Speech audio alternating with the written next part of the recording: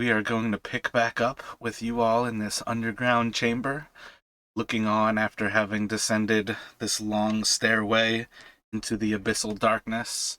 You are looking at a massive, uh, clearly constructed, masoned stone structure that is a large, looming almost chapel ahead of you.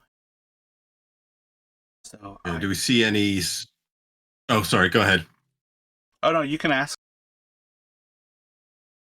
I was gonna ask. Do we see any sort of religious symbols or iconography or any um, statuary nearby that might suggest of who this temple is dedicated to, if it is a temple?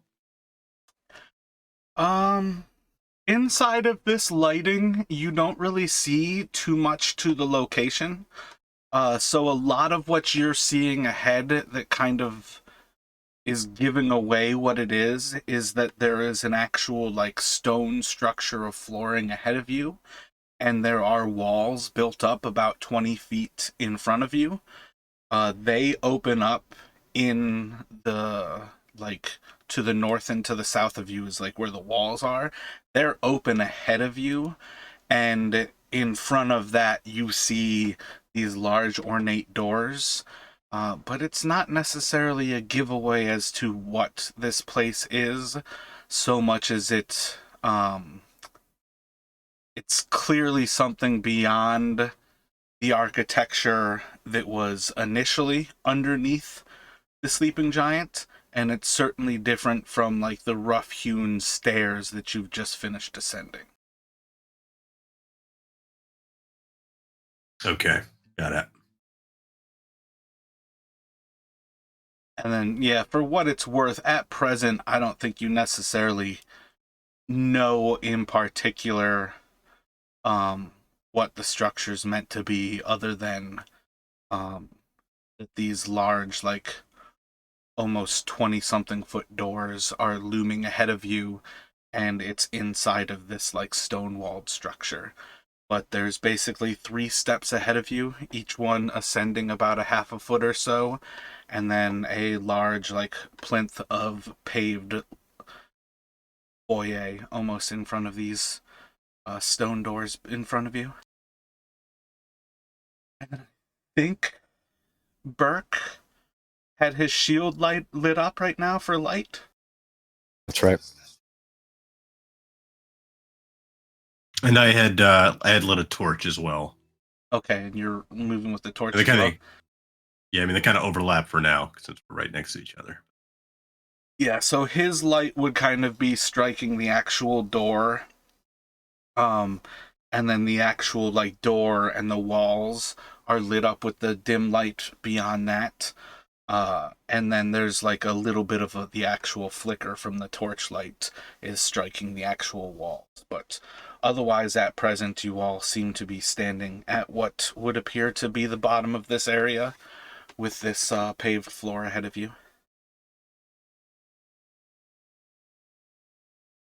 Seem to have stumbled onto something. I'm not sure what. Guys. What's directly to the south of us? Is that just more pit or what's there? So in a pretty similar fashion as to how you were all coming down here, there's still stones lining these edges. And if you were to go closer to the edge, you would see that it looks off into an even deeper expanse below you.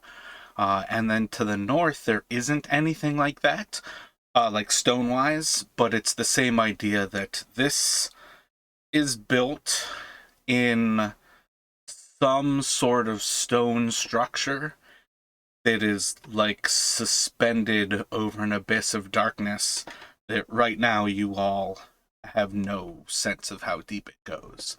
But that little stone that I think Justin had the stone from Burke, and he rolled it off the stairs and it eventually fell down.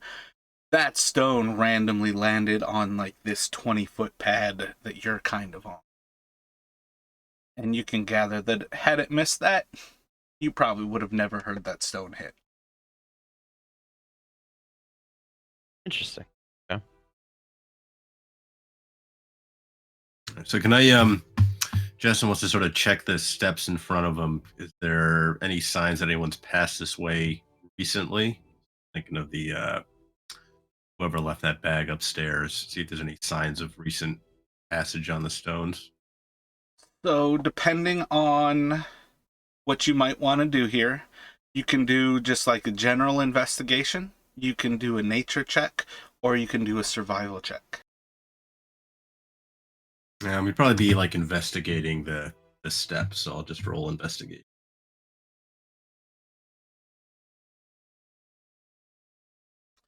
So looking across things, you're not looking as much to try to figure out who or what might be passing, but you do notice that there's like a heavy dust that kind of sits across most of this area, and there's in fact like the footprints that's kind of like reduced some of the dust, have kind of formed a path. And while the stairs don't seem unsafe themselves, the footprints seem to almost like an hourglass move towards the door. They do not walk straight towards the door ahead.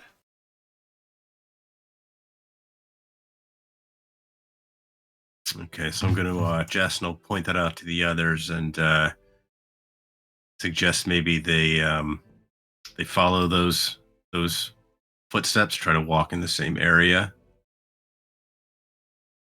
And There you're gonna lead them ahead.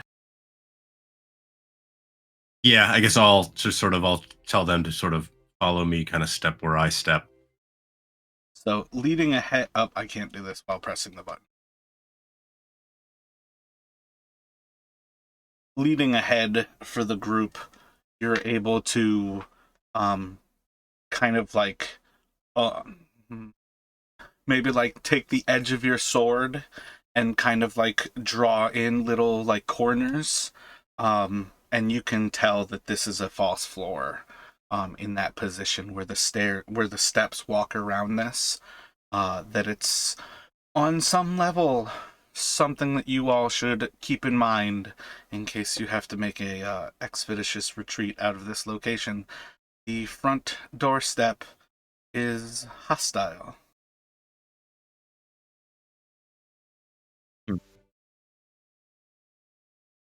To watch your steps, and if you have to get out of here in a hurry,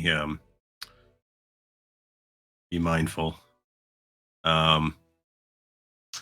I have some chalk with me. I don't know if it's. I'm worried it might be so sensitive that even if I try to mark it, it might set it off. Put like stones around it, like at the corners. Really like in a specific way, very noticeable. You know what I mean? Yeah, just sort of a visual reminder. Yeah, maybe Yeah, we can do that. If there's like loose stones around, just sort of mark off the edges. but not on the edges. Right, just Right. on the outer side. Yeah, Yeah, where it's not kind of in on contact your with that light. So there's definitely tons of loose stones down here. If you all wanted to mark it off with stones, you certainly can. I'm not sure how effective I think that would be, but I also don't think it would be dangerous for you to mark it off with chalk. You pretty clearly know not to walk there, so it would be more the question of, like, if you wanted to roll, there's more a chance that you would critically fail and find out how much weight that perhaps you can put on it. Not necessarily. I think it would be pretty much impossible for you to fall in writing in chalk.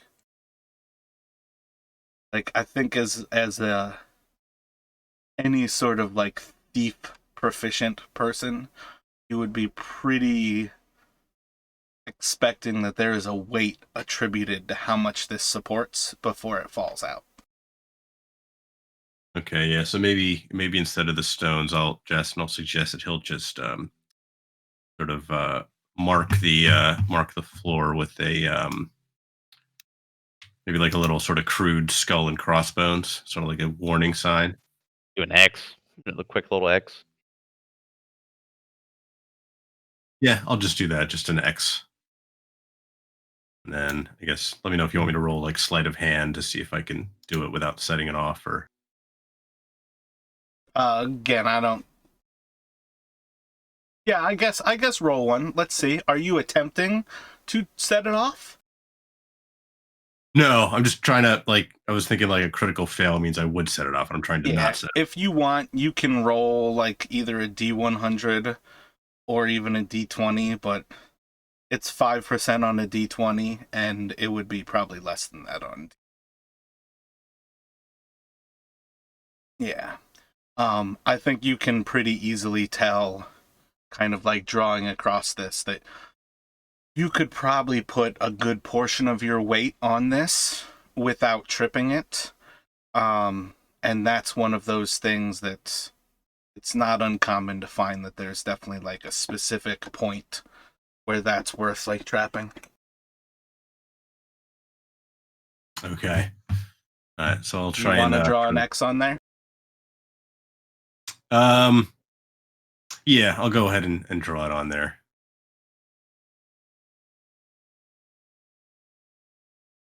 While Justin is protecting you all, what's everyone else doing as you start to approach this corridor or this entryway? I'm keeping an eye behind us.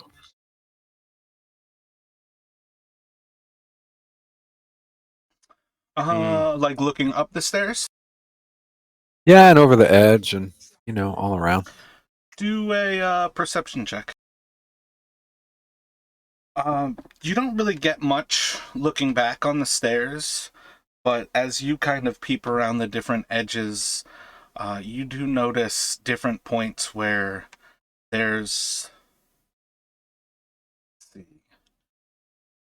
You're familiar enough with the kobolds that you all originally met, but there are signs of like kobold skulls, or like bones, structures of that size, like body-wise, around different areas of this. And then you do notice like different like crude like dragon iconography on the actual walls themselves. Kobolds about, I think. At least at some point. Bones may have been here for some time. Good to keep an eye out.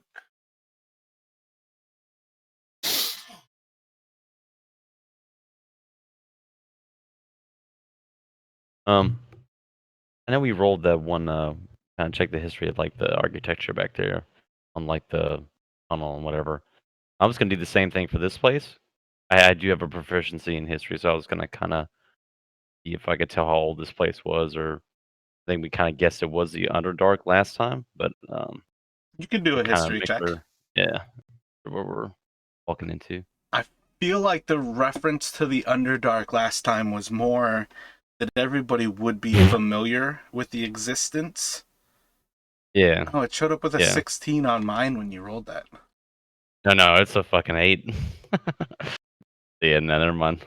My bad. Like it showed up as a 16 on D&D Beyond, Oh. rather than, I don't know. It's hard sometimes to actually find a die roller on D&D Beyond, but That's weird. So in reference to the Underdark, it's not like a high DC. Most people are pretty aware that the Underdark is like natural caverns, and most people are vaguely aware, at very least with myth and kind of like fairy tales, that there are dark elves who inhabit the Underdark, and none of this seems to fit that, but you can't quite place the actual history of this location. Gotcha. Should we try the doors then? Press on. Good. So I guess I'll kind of lead them around the marked off false front and sort of approach these double doors. Are they metal, wood? They are It seem- stone. Oh, stone doors. Okay. Yeah, and from the point where you're at, once you actually approach them, and kind of stand at their face, they're about like 7.5 feet wide each, so it's about 15 feet wide in front of them, and they stand over the actual walls around you, so they are probably about 25 or so feet tall. Okay, so these are some big doors.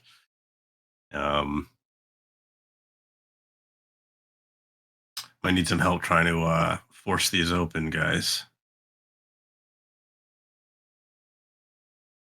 I look at Burke. Yeah, I'll be right there. So Bert goes over and he's trying to imagine the size of the hinges that a door like this would require. But I'll give you a hand giving it a try. You sure there's nothing that's going to explode in our faces or anything? Yeah, I guess I'll take a look over the doors, trying to find any evidence of additional traps on the doors themselves. You can do an investigation.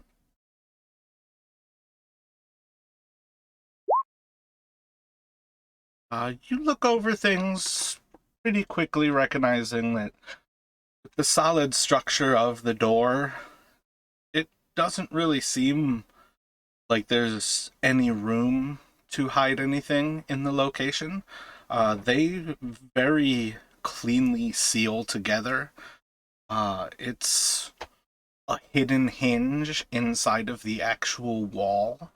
So, from what you can tell, these are monolithic doors. Like, you can make out the slightest, like, crack between the two doors, so you know they open centrally, and you would have noticed that they open out. But once they're actually sealed, between the two doors is minute, like how close they come together. And they're each essentially a single massive slab of stone. This is Okay. fine craftsmanship, and there's no room for a trap inside of them. Maybe dwarven doors, maybe? Whoever built them, knows their way around stone.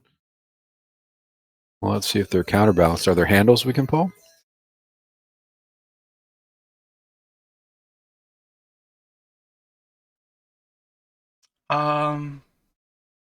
Yeah, I think after a moment of kind of looking over things, you notice inside of like all of the carvings, like on the outside, that there are different points where you can basically get like a little bit of a handhold. And are you going to pull as soon as you kind of spot what you would use as a handle? Well, if Justin's ready, we'll do it together. Yeah. You ready, Justin? Give a nod and Give it a try. might as well. Yeah. So once you begin to actually open the door with next to no effort, these doors just swing open. Well, that's not what I expected. Yeah. So Jess, might actually like stumble a little bit because he was expecting like a lot of resistance. So it's kind of like when you like go to pick up something that you think is going to be really heavy and it ends up weighing nothing. He'll sort of steady himself then and take a look inside. As you steady yourself, Victor and Ezra would probably notice before the two of you, almost in a moment of shock from the ease of opening the door.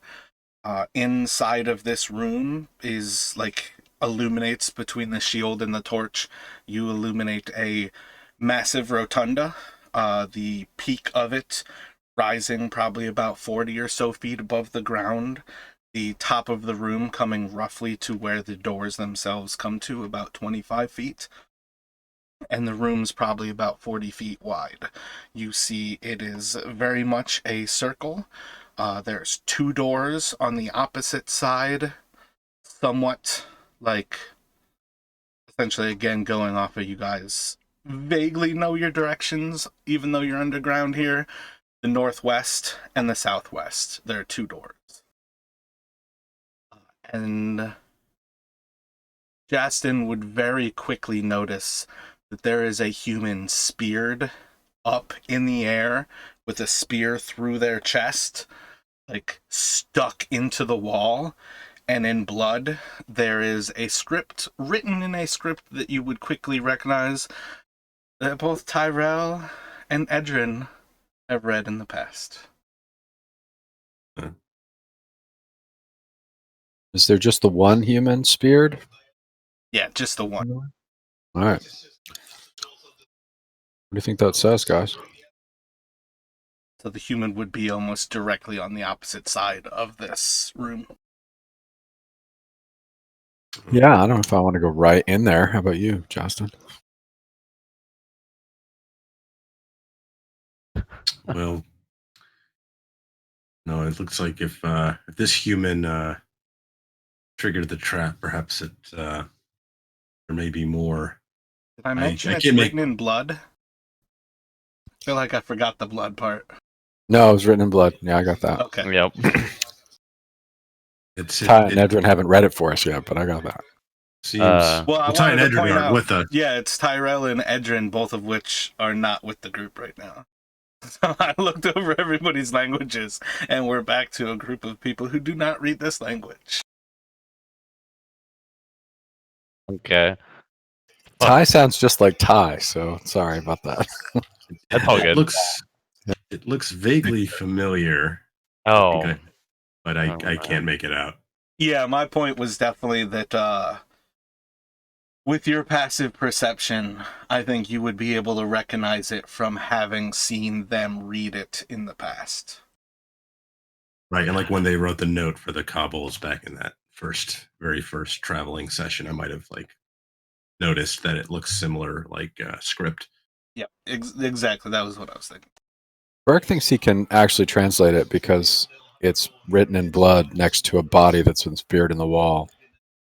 But it's not friendly. What was the translation? It's not friendly. Ah, there you go. Yeah. Okay. How far above the floor is the human speared? Their feet come within like a foot or so of the ground. They're not far above the ground, and the spear is not like abnormally large. There's certainly reason to be like trepidatious of it, but it's not like a clear sign that there was a giant or something that was like throwing this person around like a rag doll. But it is clearly a warning of sorts. What is anything interesting about the human? Is he a fighter, or is he just is it the tavern keeper? Like, do we know anything from looking at him? Doesn't appear to be anybody from the town itself, but can you roll a perception check for me? Overall, they seem to be human.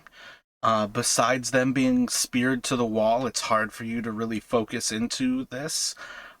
Their body seems to have been here for quite some time. They're well into a process of essentially rotting. And yeah, that's probably about all you get there, like a little bit of a reason to retch. Do a Constitution saving throw for me.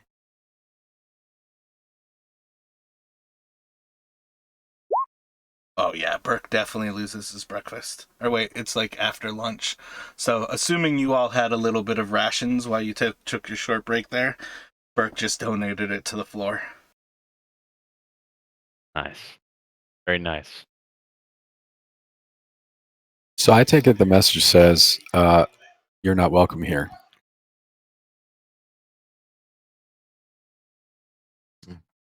Seems like a fair enough deduction. Yeah. So should we just charge ahead anyway? I'd suggest we watch our step. Yeah, there's a trap like right at the front door, so maybe there's probably a whole bunch more on the inside, is my guess. So So I'd like to sort of start carefully moving in, sort of checking for traps. You can do another investigation as you approach the room. Can I assist with that? Or Do you have proficiency in investigation? I do not. Let's see.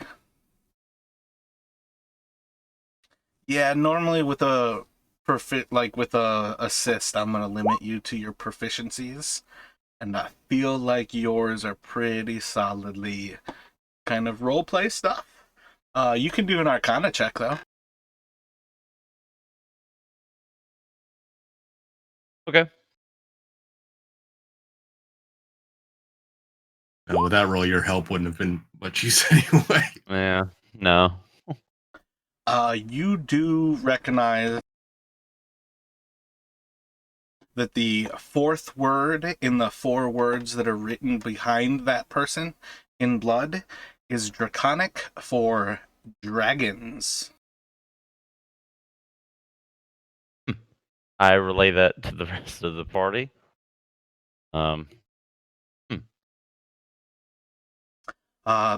Justin, you're pretty confident that this room, while clearly at some point the site of a battle, it doesn't seem to be trapped from what you can tell. Okay, I'm going to suggest sort of tell them I don't see anything, but I would suggest sort of we proceed maybe single file, sort of, you know, kind of just have the others similarly step where I step. We're not, just in case there are traps, we're sort of not stepping on any more area than we have to. Start to slowly approach sort of the. I got to cross the room. Do the anything about either the northwest or southwest door, sort of as I'm beginning over, like catch any attention? Do there seem to be any noticeable differences between the two? There doesn't seem to be any recent traffic in this room, no more recent than the footsteps outside. But from that, most of the traffic seems to go to the north. There's a few old footprints. There's a few paths that either go directly north or directly south, but essentially most of what's going on in this room seems to be going like towards that door or apparently between the doors. There's very little signs of anything going towards the southern door. That seems to be the less traveled way. But as you make it about halfway through this room, you hear scratching from the south. And the room's just just wide enough that there starts to be like an eerie echo to it. But you're able to, on some fashion, gather that there's scratching like south of you. Okay, so I'm going to sort of gesture towards that south door and towards the others. I'm going to set my torch down, sort of where I'm standing, sort of in the center of the room. I want to have both hands free. I'm going to draw my short bow. Have you guys followed me into the room? I guess. Kinda. Waiting for everybody else to go in first. How much have you all hung me out to dry?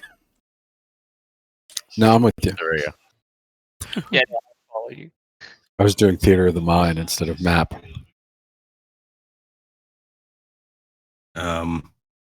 Burke, do you want to see about checking that door? Cover you from here. The south door with the scratching. Yeah. Or do you want me to see if I can get closer and make out any more details before you do? Well, let's go over and have a listen, or you go over and have a listen at the door, and then I'll go open it. I'll make some noise going over there. All right, so in that case, I'm going to sling my bow back around and draw a rapier if I'm going to be, just in case something pops out. And I'm going to try to sort of stealthily approach this southern door and then kind of pause outside it and try to listen to see if I can make out anything.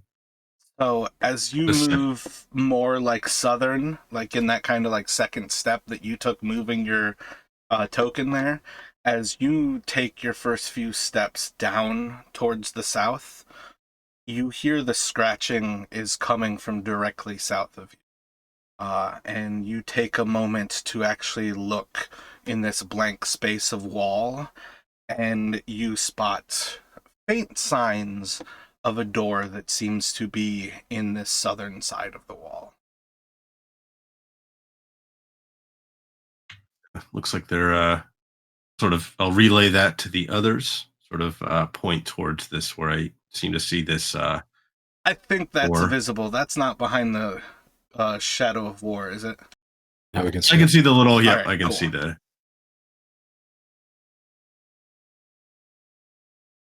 Huh. Think somebody's prisoned in there? Do an insight check. For Burke. You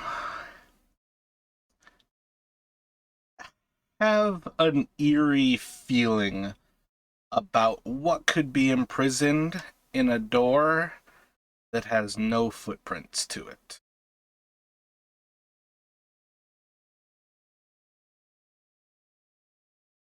Maybe it's something dead back there, Justin. That's not so dead.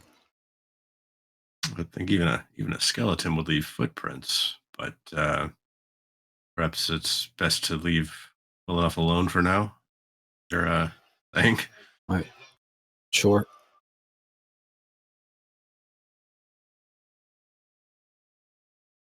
So you want me to pull the southwest door?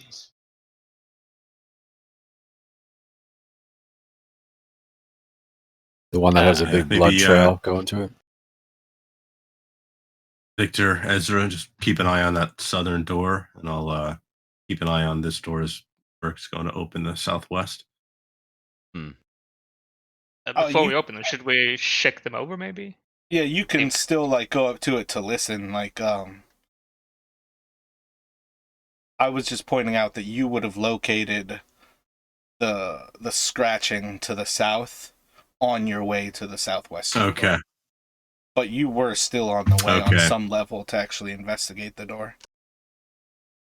Okay, yeah. So maybe I'll sort of step down closer to the southern door and just sort of try and listen, see if I can make out any more details about the scratching.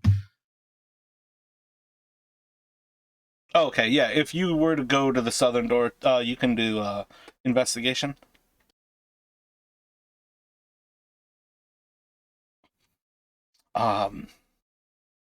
By the sounds of it, there's probably a few skeletons. Like, it's bone on stone, and it seems to be scratching at the door as if it recognizes your presence here.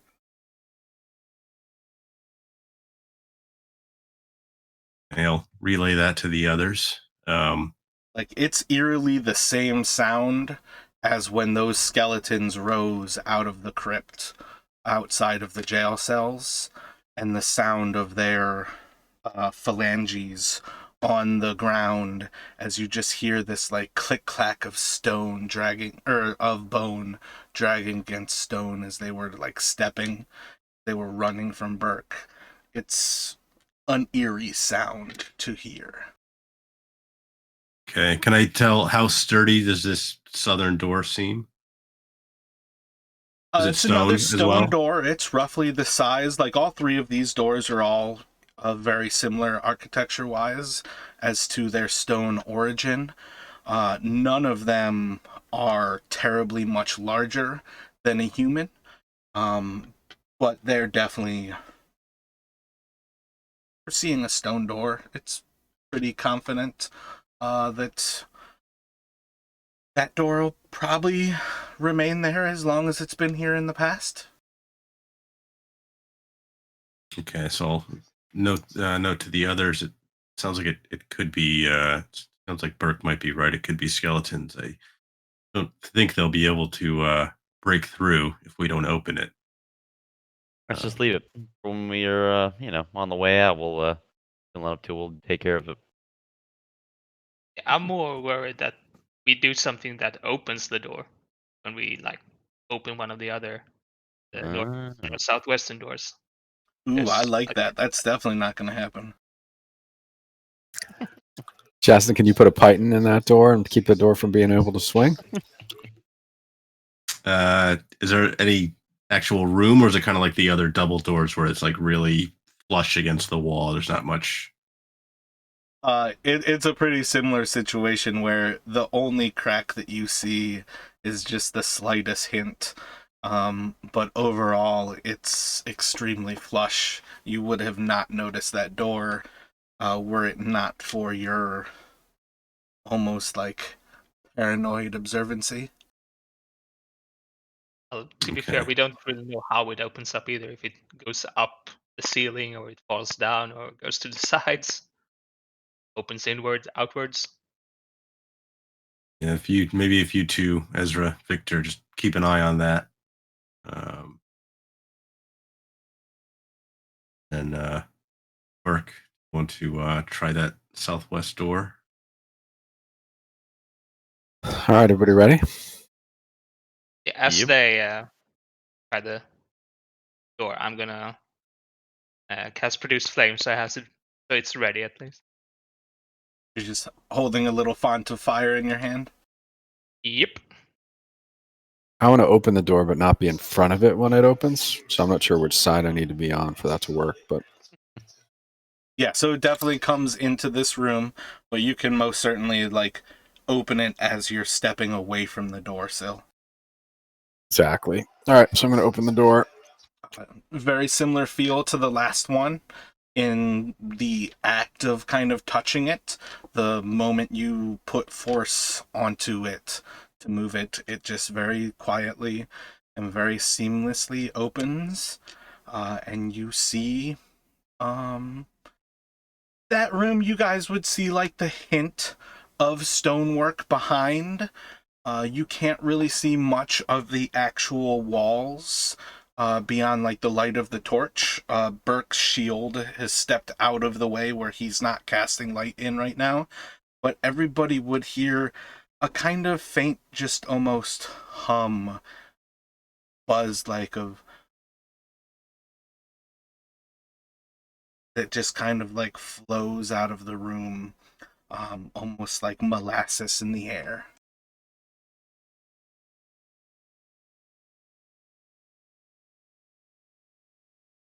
Can you move your shield to where we can see in there just a little bit? Yeah, I'm going to poke my head around with my shield so we can see what's going on in there. Just a tad, not all the way, You don't have to, I got it. I'll be careful. Yeah, so I'd like to see what's going on in that room. Roll a perception for me, Burke.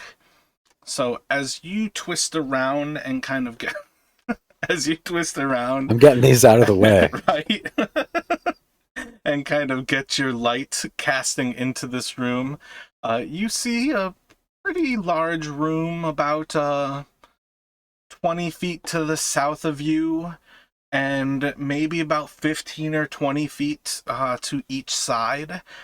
And it would be a rectangle were it not for the fact that it were butted up against this circular room. So that chunk is taken out of it. But otherwise it just seems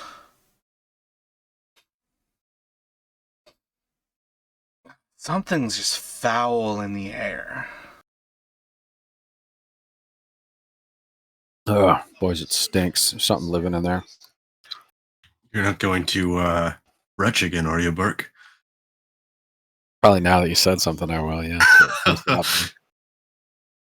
I'm not sure you've got anything left, and it's definitely not as bad. God damn, man.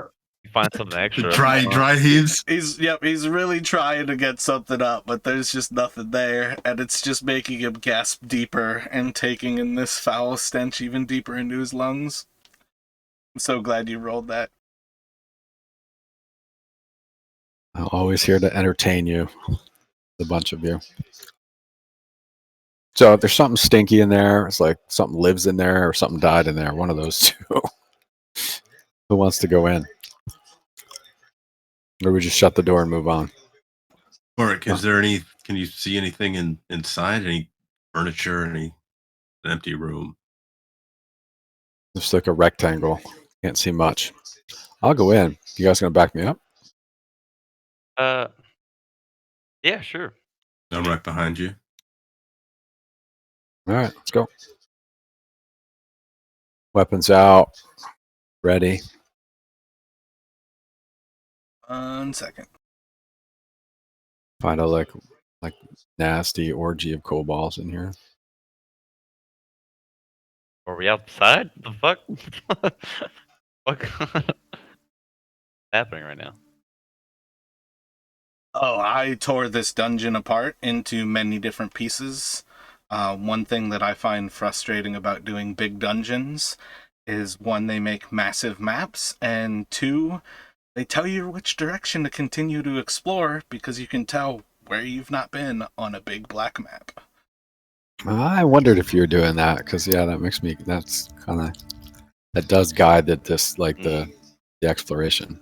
Yeah, that was one of the things. I wish I broke the basement up and the stairs up into two different maps, because I felt like the whole time it was clearly saying there's something to be discovered on this left side of the map, because there was still a massive chunk on the left side. I was getting that Yeah. message. Yeah. Yeah, and like the original one, it was... This is a nice sized dungeon that you guys have entered in. This is one of my favorites. So you see this room before you, Burke. There's refuse throughout it. I wonder if you can see the creatures, but you definitely hear them, and you definitely smell their refuse. Fantastic. I think we found the bathroom, boys. Guess I'll go through the door. You know what? Before you actually have a chance to go through, things are going to come alive for you all. I can have you all roll initiative. Let's see, can you reset kind of right as he opened the door? I feel like it was kind of like... I think that was pretty close. For the first guy through the door, I have really good initiative roll. Oh yeah. I think I'd be the Oh, most yeah. paying attention You instead were of the still least. retching, so that's perfect. Yeah, that refuse is getting to you. I didn't know I had such a weak stomach. It's good to learn things about my character. You should have a really good stomach, especially from being in the military and everything. I don't know Maybe what's it's happening. that bad mutton belatedly coming back to bite you. But to be fair, you could just have a really good sense of smell. Thanks, buddy. Alrighty, so let's see. Victor, rolling high is not always a good thing. Your turn is basically passing in that same moment of what everybody was doing, preparing for this. So you are pretty much missing your first turn of initiative. Actually, you know what? What's your dexterity? Dex? Nope, that's going to work out to your benefit, because this creature's going first. Wait, what? The creature has higher dexterity than you, so it's going before you. Okay. I don't know why they want to go in the corner. So this large bat-like creature is going to kind of fly out in... Yeah, it's getting the description as it all happens at the same time. These creatures are like flowing out of this room. In like... Oh wait, this is a surprise round. Fuck, I forgot about that. You guys are definitely getting some interesting shit from this. So as you open the door, there's just like a loud cacophony of this buzz. And it's not until Burke actually like flashes his shield around into this room and you start to see things. As Burke goes down to like retch again against like the full face of this stench, there's just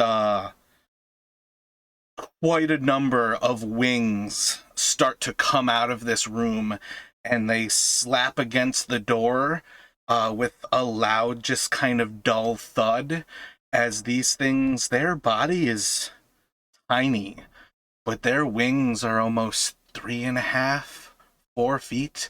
They almost have a wingspan of about 6 or 8 feet. But it's hard to kind of gather what's going on before the first one latches on top of Justin, and nat fucking 1. That's not going to be interesting.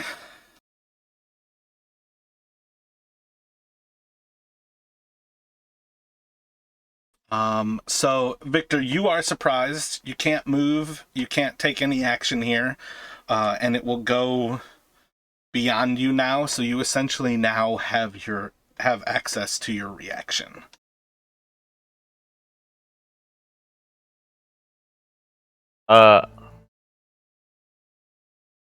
That's not necessarily saying that you have a reaction yet. Right, yeah. It's just kind of me explaining like more or less how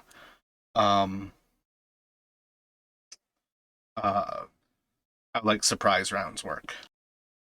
I gotcha.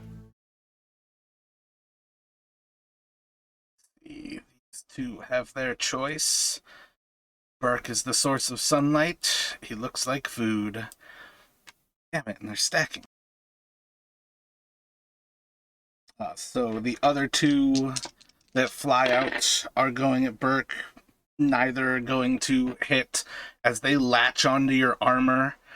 Their wings kind of wrapping around you. Very like fleshy, large wings, almost the size of a human. And you see as this long, narrow facial tube like starts to like latch onto the chest piece of your armor, and it's like trying to like, you can hear like the pucker of this thing trying to like draw blood from inside your armor.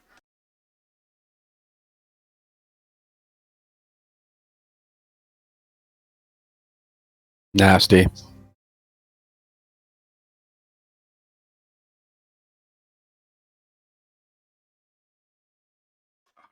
And then kind of the same thing happens to Justin. You're surprised. You won't get an action. You don't get a bonus. You don't get movement. But you now have access to reactions. Same thing will then happen to Ezra. And then the other 3. So is it my turn? No, 1 second. Okay. And tiny creatures suck. There's no way not to lose them in the combat.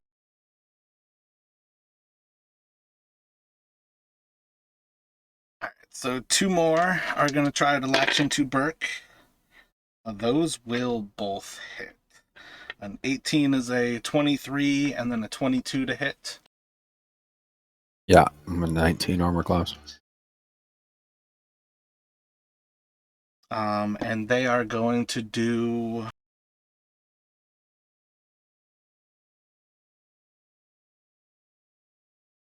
6 and 5 damage to you. So these two like actually are able to like stick that long facial tube like through your armor, and it starts to latch onto your body, and you almost immediately feel as like one is like underneath the pauldron of your left arm, and you feel it like bite through the leather under your armor, and immediately like you feel this racking pain. The other like goes down below like the back of your like right behind like the nape of your neck, and a very similar feel as immediately it starts to latch into your bloodstream, and you feel these creatures starting to consume you.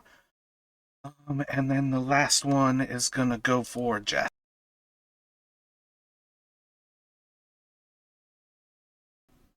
An 11 to hit should miss. And then then it would go to Burke. So it's the same idea.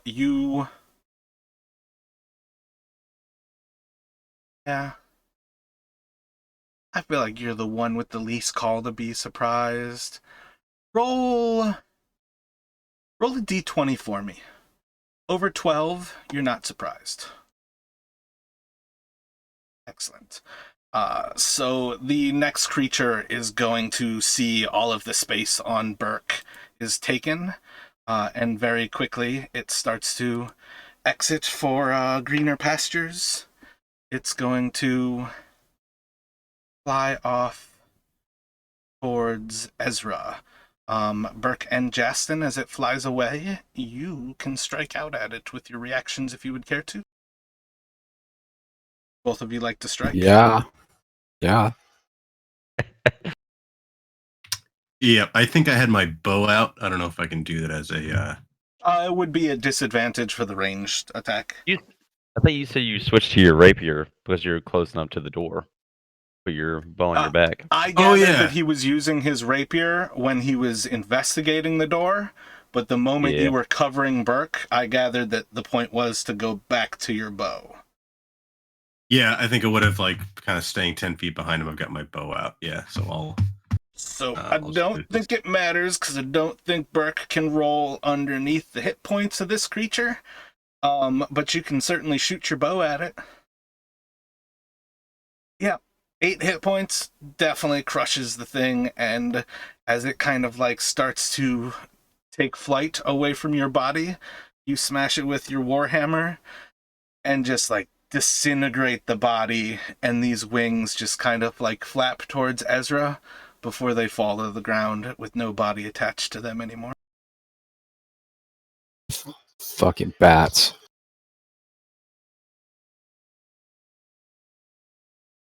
And In then that it would case, I'm go not to gonna- Vanton. Victor, you mean? Oh yeah, my bad, Victor. Gotcha.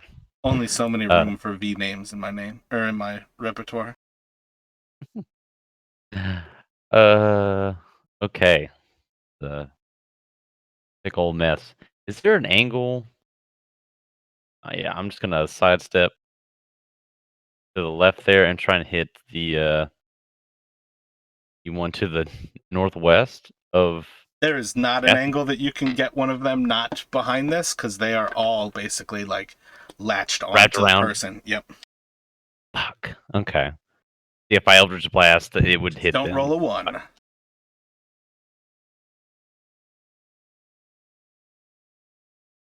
All right, yeah. I'm gonna try and help Burke because he seems the most need of help right now. So my Eldritch Blast from open one Burke.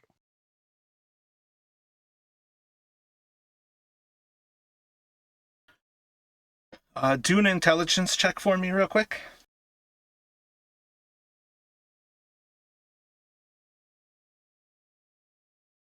Yeah, that's enough that you're able to actually gather which one is clearly sucking onto his armor versus the 2 that are gaining flesh. 14 hits. And 7 will kill. Let's see. Thank Wow. Okay. 7 will kill. Interesting. I feel like that bottom right one was stacked on another one. I thought there's 2 bats stacked on top of each other right now or something. No, I've got all 6 there. Okay. I One gotcha. basically died at Ezra's feet. That one's blasted off of Burke's back. And then there's basically 3 more on Burke right now. I think there's 2 more on Burke right now and 2 on Justin. Gotcha. That'll be the end of my turn. Excellent. The next 2 are on Burke. Both roll 17s. I believe those will miss you. Very well. Oh, I should have checked if those would have moved to somebody else. Yeah, I did that wrong too, though, because one of those was still attached to you. So let me move one of those. So it would go to Ezra. So same thing. One's going to try to fly towards Ezra. And I can take an Oh wait, attack no, of both of opportunity. you would have reacted already. Yeah, that was kind of why I was trying to say, like, do you want to react to this one? Because if Justin reacted to that first one, he would have still shot and used his reaction. Okay, I definitely used mine. I guess I probably would have, even though I didn't actually roll for it, but Yeah, so I'll just use I that mean- one to not actually fly out of your range anyways. So it's going to fly over to Ezra. It's going to latch onto him with a 22 and do 5 damage.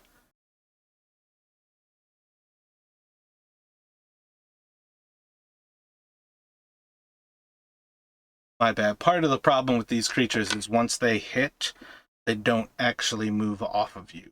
They just, like, suck life out of you. Which, if you guys haven't gathered yet, they're giant mosquitoes. So the second turn that they're on you, they don't have to roll to attack. They just get to roll damage. Yes. Yeah, it's like totally Damn. logical. Thanks, Victor. All right. Yeah, and man. then it's going to go to Jason. There is one latched on to you, and then you see 2 on Burke and 1 on Ezra.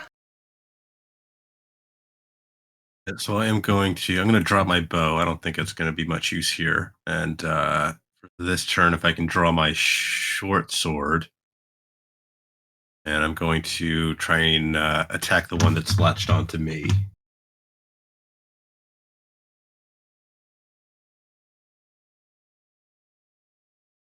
"21 hits, roll for damage. 7, 12 also will kill.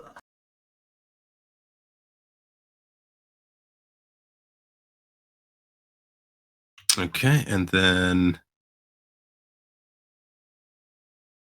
not really anywhere to move to, so I'll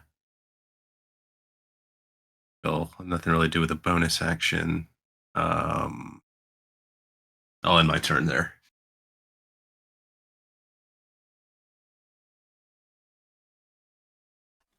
It will go to Ezra.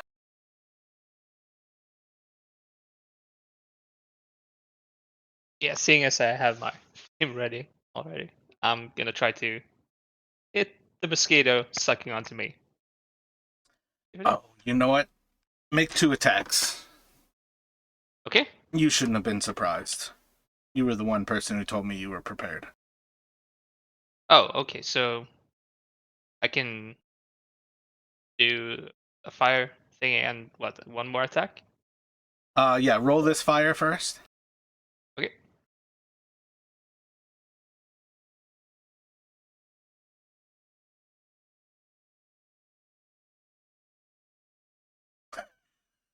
All right.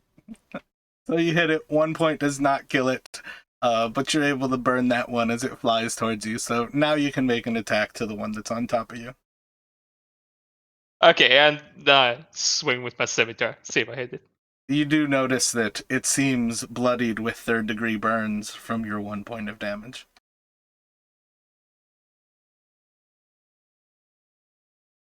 Then you're able to cut it off of you as you kind of like draw it back and just use your scimitar to just cut this proboscis off of it that was latched onto your body. So I think this was one of them that was on Burke. So it's going to try to feed again and do 6 points to him. Which actually... I I think we got the two that were actually had bit me. Well, no, that's what I mean. One of them. Yeah, okay, I got what you're saying. Yeah, one of them was supposed to still be on you, and Well, Victor killed Victor one, killed but another I'm not one. sure who killed the other one. Okay. Yeah, so there were still 3 on you. There's still 2 on you right now. One of the ones that attacked earlier was the one that would have missed. So one should still be feeding on you right now. Okay, so So two were it's feeding. gonna Victor do killed 4 one. more points of damage to you, and then it's gonna Got fly it. away. Fly away. Yep. Is it full? Do you want to strike at it? Yeah.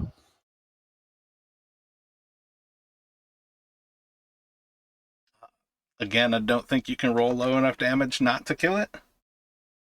So as you smash it, there's just like a solid like fountain of blood that comes out of this thing, but it definitely seems like it got its fill and was trying to fly away to enjoy its spoils.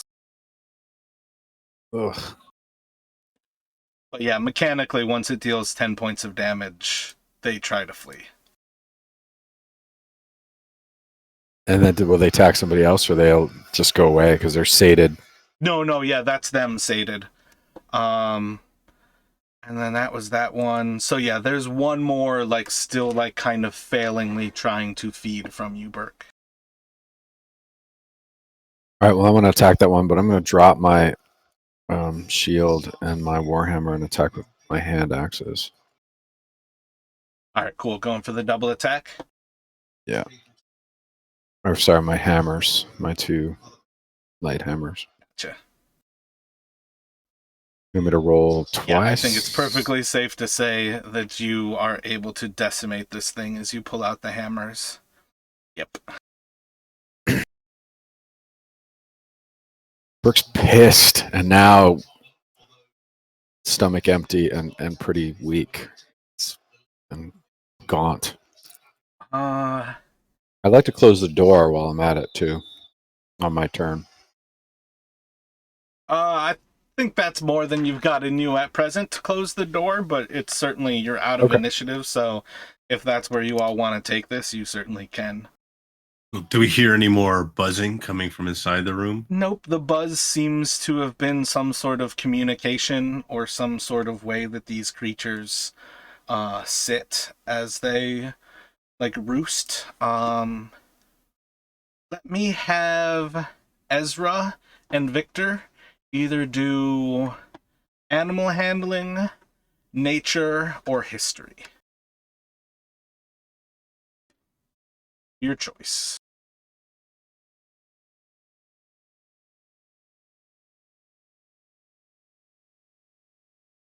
Yeah, so both of you, Ezra's rather sure he's heard of these creatures in the past. They are sturges, which again, they are monstrous mosquitoes essentially, with about like 8 times the surface area is like a bat-like wing, and then they have a proboscis, which is the size of their entire torso, that is just, it's like a mosquito's nose. It's like just a tiny needle that once it gets towards your flesh, it puts this thing into your body and it just starts to siphon blood from you.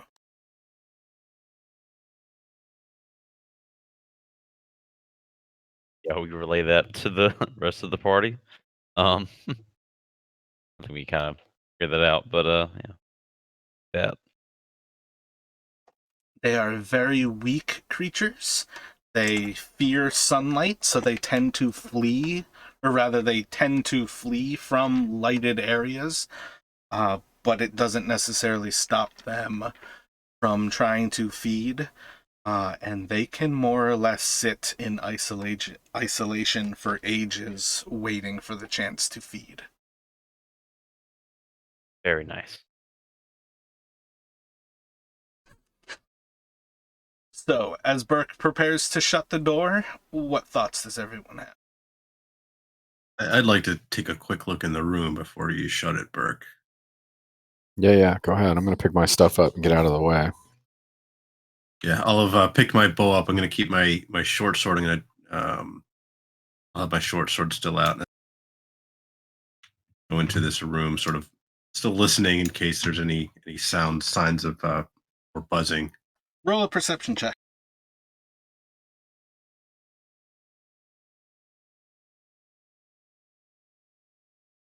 You don't hear a buzz any longer, but with the absence of the buzz, you find it somewhat peculiar that there's not silence.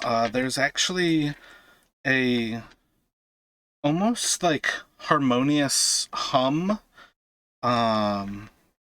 It's not like natural. It definitely strikes you of a musical chord, and it's extremely calming in the way it crosses your ear, and it's just I think one of the easiest things to kind of allude to is I want to say like the sirens of myth, where you're like drawn towards it, and it's just almost like ah, but just like a calming, very low key, nurturing sense, and it just sits below the noise level that the hum of the Sturges would have broadcast. Okay, let the others know that they hear something. I can't really describe it too well, but it's like a musical instrument. Does it sound? We get a sense that it's any sense of whether it's friendly or hostile, aside from like the calming effect.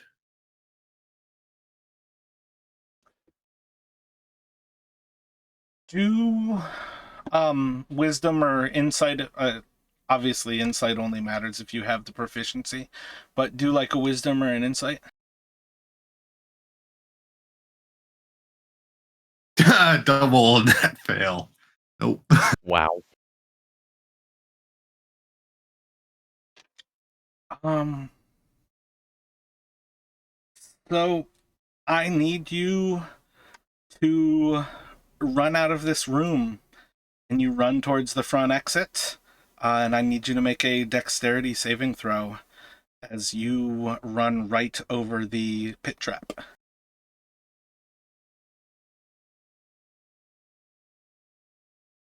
And you guys would see moments after Justin enters that room, he flees and pays. Oh, yeah, my bad. I forgot that it's not on the map anymore. He flees and pays no attention to you all as he runs right out of the room and just leaps right over that X that he wrote into the floor with chalk.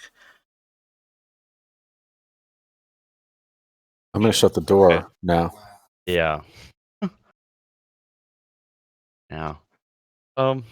Justin's shortly after making it outside of this temple. You feel fine. You don't quite understand what came over you, but whatever that music was, you almost blacked out for those 6-10 seconds it takes you to just get to full speed with your run, dash, and that like double dash. Right? You have. Oh wait, no, it's still too early for you to have the bonus action dash, right? Well, I just have a regular bonus action, so I can move 90 feet. So I could move. Okay, I mean, if it you was do a have the turn, bonus action dash. Yeah, okay.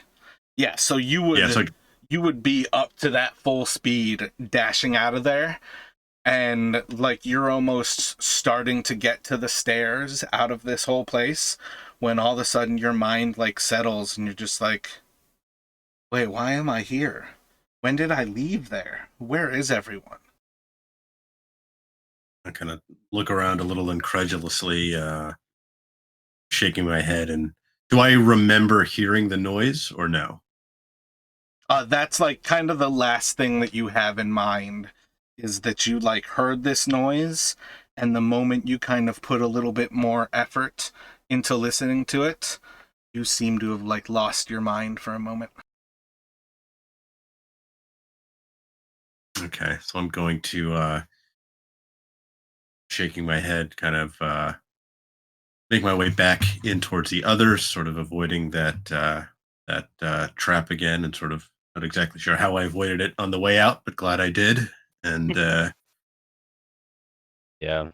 Comes back and I'll ask him like, what happened? Like, what's going on? Yeah, was the smell that bad? As things kind of come back to you, you kind of gather that that's what the trap is for. Whatever made you flee that room, had you not been aware of it, you probably would have fallen in there. And that makes a whole lot more sense to you than leaving it like 5-10 feet off from the actual doors themselves. I think that sound was intended to drive people away, and it may be working in tandem with the trap in front of the door. Crafty, whoever built it. Nasty trap. Wait, all right. Heard something or whatever in there? Music or sort of humming, difficult to describe, but must have just, I don't know, I heard the noise, and next thing I saw, I was outside, almost to the stairs. Nobody else can really hear it, especially from out here. If you want to, you can insight check, Justin. But at present, you don't hear anything. Once that buzz dropped from the Sturges, this place seems silent. There's a little bit of scratching from that creature in the other room, but nothing constant. I would like to go ahead and did we let them know? Like, did we give like a fall safe like upstairs? Like, if we're gone for too long, um, to come back down after us? I don't think we did that, right? No, we didn't. No, they don't know that we found this area. Okay, so I would like to we could just um kinda like speed run, just run up there and tell them what we found, and then like give them like a time if like we're not back in like 2 hours, come back and look for us, something like that.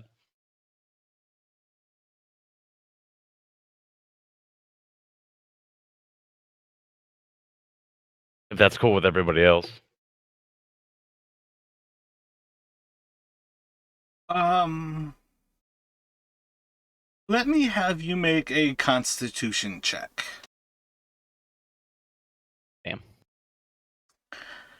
You're like thinking about how many stairs there were, that it took you about a half hour, 40 minutes or so to walk down them. Hmm. And you're tempted to go up there. You think it's worth it, but it also seems like a lot of effort.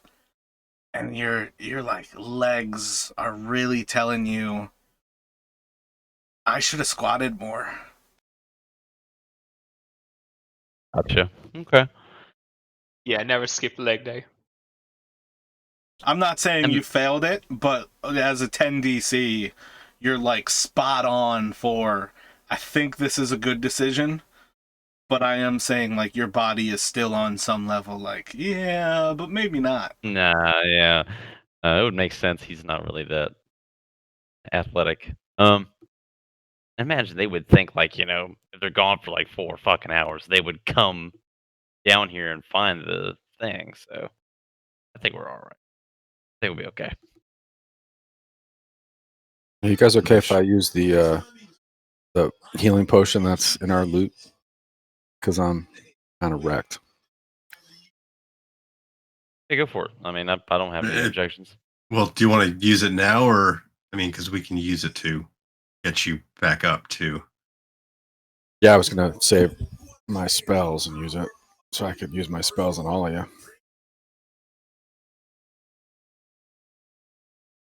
Yeah, I don't think we. Spells come back daily. Eh, it's up to y'all. Whatever you think is best. I mean, it'd be How Potion, scary is healing that potion, are thing? definitely at a premium. So How scary is that thing in there, Justin? the sound, Yeah. it actually didn't sound scary at all, but actually did something to me.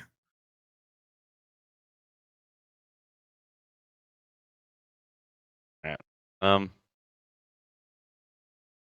right, then I'm just gonna cast and fix myself up here a little bit.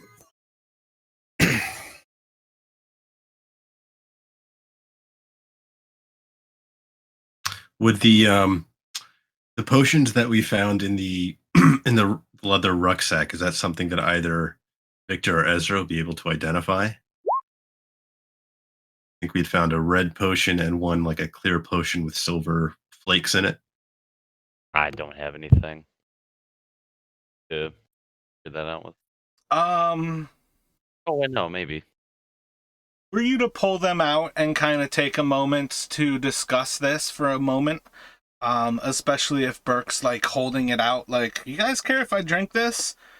You would notice that at least the red potion is likely a healing potion. And then with the one with silver flakes, what is it? I think, yeah, Victor, you could do an Arcana check on that one. Yeah, that's what I was thinking. I didn't record whether you all put any effort into it, but I don't feel like you did.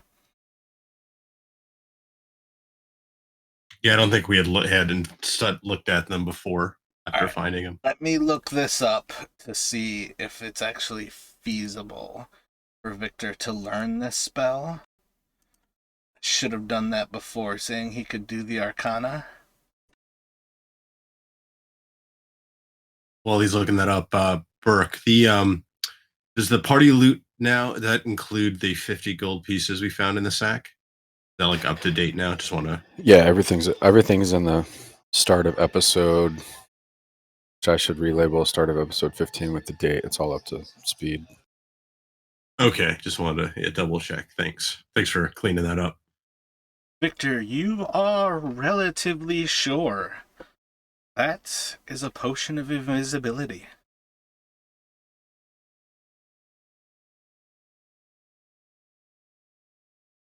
I'll tell them that.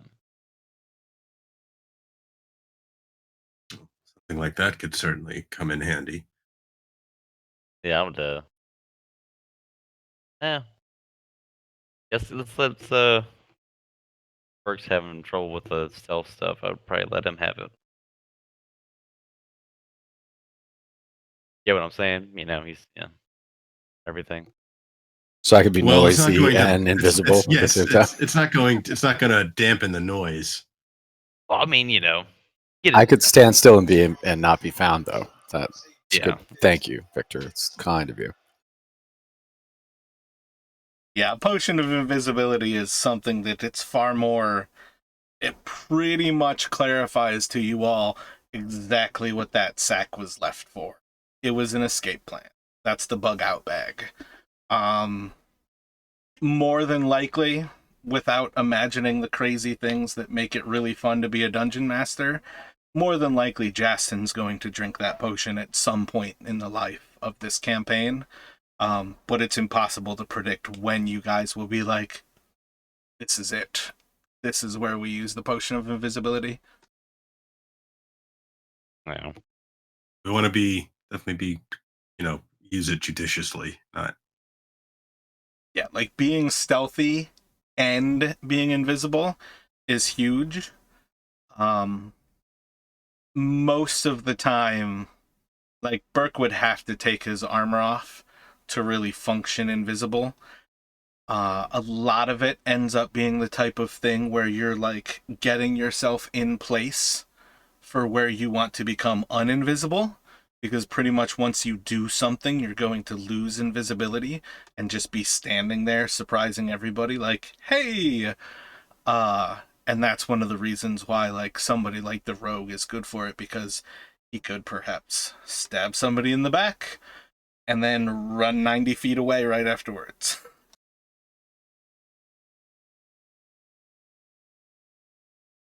Thing.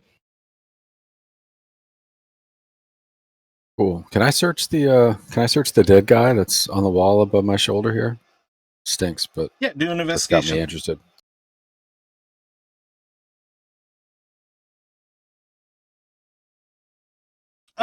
You can find like a few coins on him, but it's like 4 copper coins. He seems to have kind of been cleaned out. But you do find a red belt on him, a red cloth belt. I'll grab that too. That red brand paraphernalia. More than likely, yeah. Jess and I still think you should be somewhat curious about the room, but what would you all like to do? Yeah, Problem. I'm wondering if I can find something to plug up my ears, and I still do want to invest. Maybe close the. I was gonna head in first and see what happens. Then you have you just guys like behind me. Yeah. Well, Paper's if you- pretty good. Nasty wet paper's pretty good for closing up ears. But the thing with that is you're gonna have problems. You can't hear us. Be the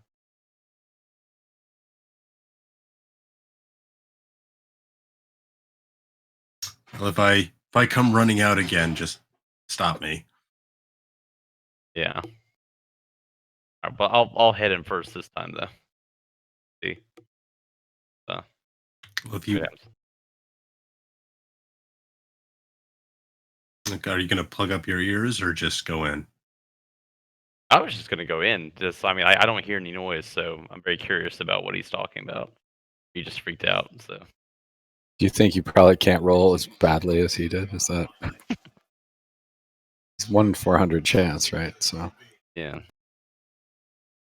right, yeah. So I'm gonna walk into where I saw him walk in before, like kind of the same spot, and see if I hear anything. As he walks in, Estra's gonna ready himself to basically, if he sees him running up, try to catch him.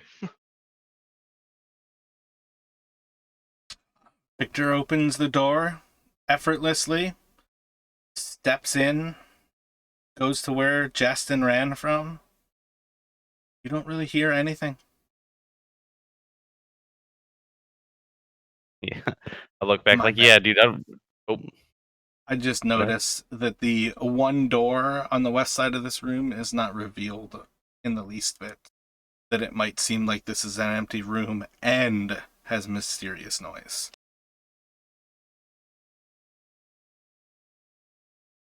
all right. So yeah, I can. Oh fuck! I'm walking here with the light. Um. Well, Hold on. I can move to the entrance and sort of have picked up the torch and sort of holding it so you can see a little bit. Should have short. You don't hear anything, Victor. Yeah, no, yeah. I don't hear nothing. I don't know what you're talking about, man.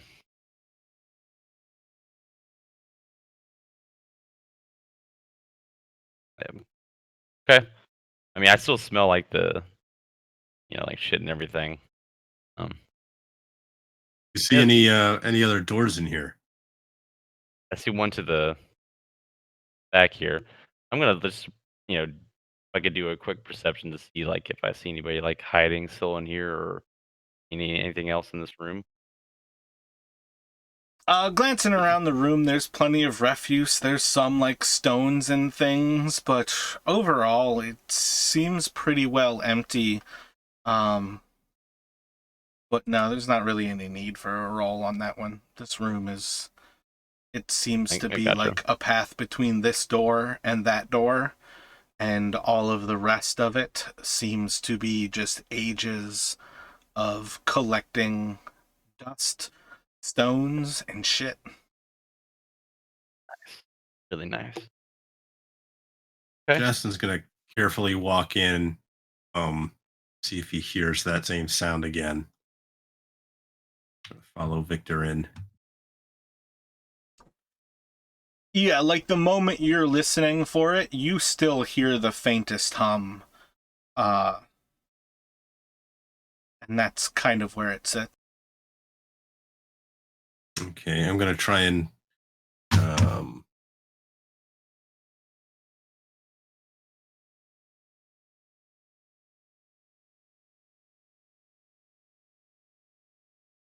don't really think I have anything that I can actually plug up my ears with. I will save you all from making any like massive amounts of effort with this. You can manage to plug your ears with whatever you might like, and you gather very quickly this is a magical sound that is passing through whatever you try to plug your ears with. Very nice. I still hear it. I'm gonna back out of the room.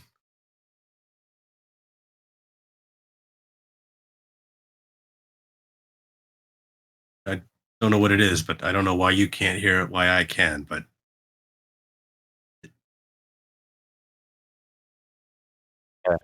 Um. Hmm.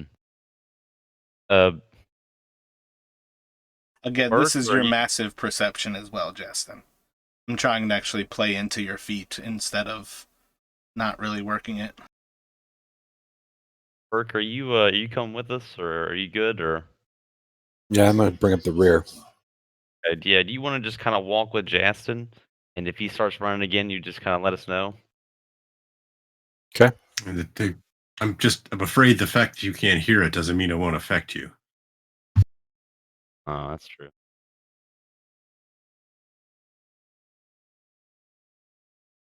Perhaps we should. Or did you say there is another door in here? Yeah, to the south, It's like southwest. southwest. I usually have the fog of war so faint that it's hard for me to notice sometimes when I don't actually cut a door in half and show it.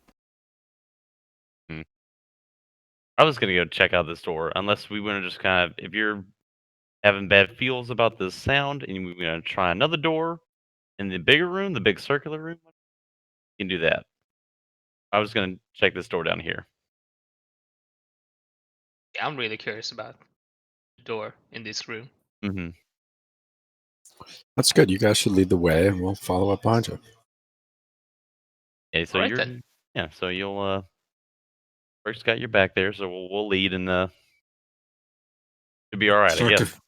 Start to feel funny. Get out of there. Gotcha. Yep. Um. Yeah. So I'm just gonna try and replicate what Jason did on the first door. Kind of look for.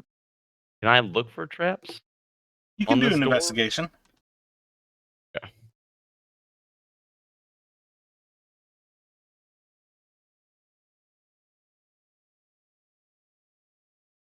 Seems to be trap free. Kind of looking over like the different area where you expect to find like a little handhold for this door. Put your hand on it and oh man, that's definitely some Sturge refuse. But otherwise, it seems safe to go forward. There's shit on the door. Fantastic. Okay. I don't know anybody who's ever been to New York, but it looks a lot like a skyscraper after pigeons live on it. Gotcha. Do you guys want to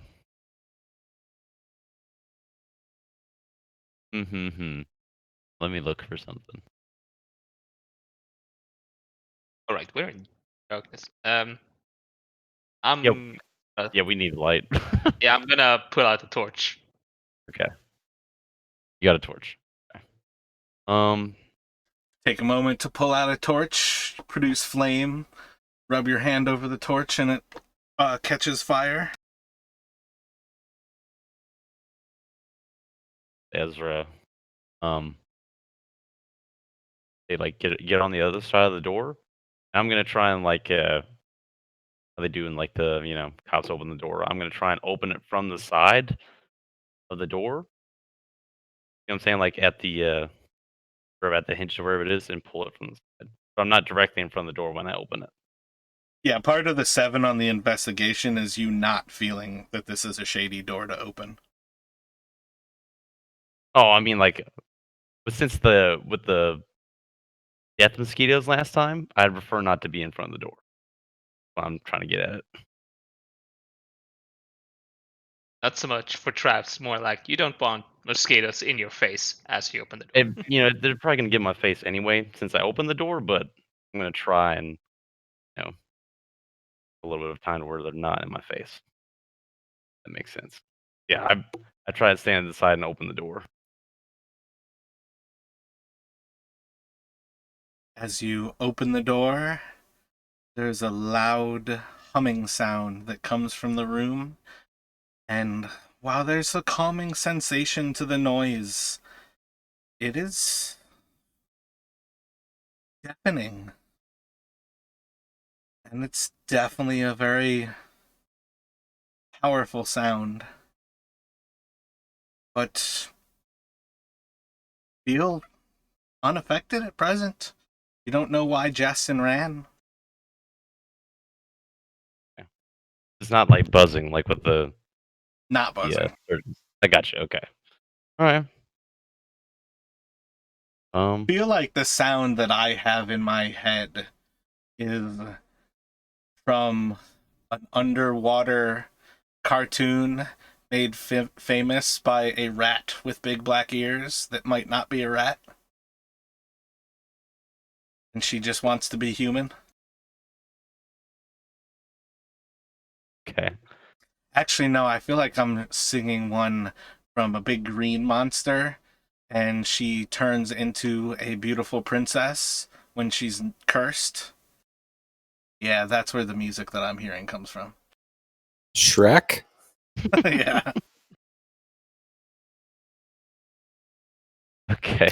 Cameron Diaz? All right. Are you guys in the room with us or no? Are you guys still at the doorway back there? I'm going to keep you from running away out the door. That's my job. I'm behind Justin. Yeah, Come on, I'm Justin. still You go over hesitant to there. come back into the room. I'll keep you in the room if you freak out so you don't fall in the hole. I'm Okay, I'll just gonna tentatively step in. I'm going to block up the door with my girth. just have to ask, when Victor opened the door, was it only him that heard the noise, or did I also hear it? Oh no, everybody hears it now. Okay. Again, That's what I heard Justin before, has but louder. absurdly high perception just naturally. The fact that he listened closely and rolled double ones is why he was affected like he did. Like, as far as the mechanics go of dropping that there.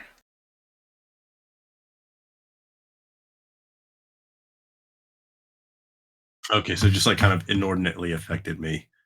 Yeah, had you not tried to listen closer, you wouldn't have even had to make the check. Had you not rolled double ones, you wouldn't have been affected by this thing. But essentially, normally, nobody would ever hear anything until this door is opened. Just try not to focus on the sound. Gotcha. Yeah. Oh, I guess I could actually be describing the room and opening it. I was kind of caught up and it felt like the room was getting false appreciation for the sound so far.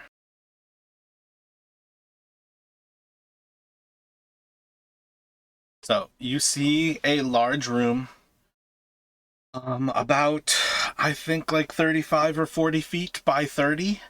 There are 3 alcoves in the north and 1 alcove in the south. A large dilapidated area rug across the whole central portion of this room. In each of the northern alcoves, there is the same stand that the bottom one has. And on each stand, there's like a shattered glass-like substance. And on the southern stand, there seems to be a glass globe. Okay. If Oh, you want to go in I first? had to guess, if I had to guess, the sound's coming from that globe. Yeah. Maybe that's why the other ones are smashed, because they were making like a lot of noise. And this one got left. I don't know. All right. Uh. And there's another door to the west I can see from here, right? Yep, nearly directly across the room there's a door. Gotcha.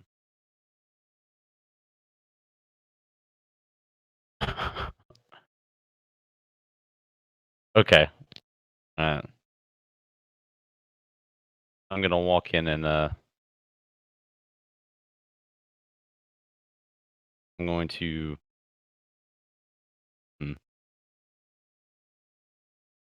Can I just like alright. I don't know how to ask this. So like I can look at the can I like look at the path to that globe and see if there's any sort of like things out of the norm? Like, if there are any traps or anything like that? As Victor walks into the room, does anybody else walk into the room?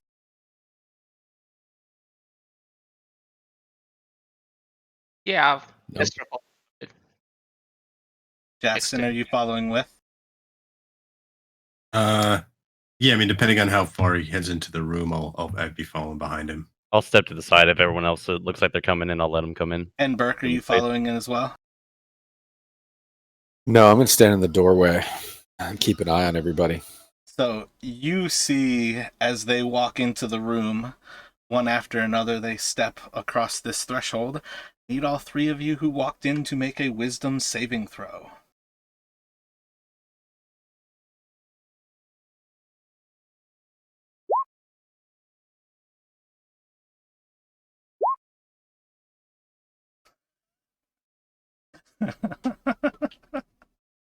Do you live again? Justin, the moment you cross the threshold, you're going to book it out of the room again and back towards that front door. I want to try to catch him. I need do contested strength versus dexterity. Let me have a strength check from Burke, dexterity check from Justin.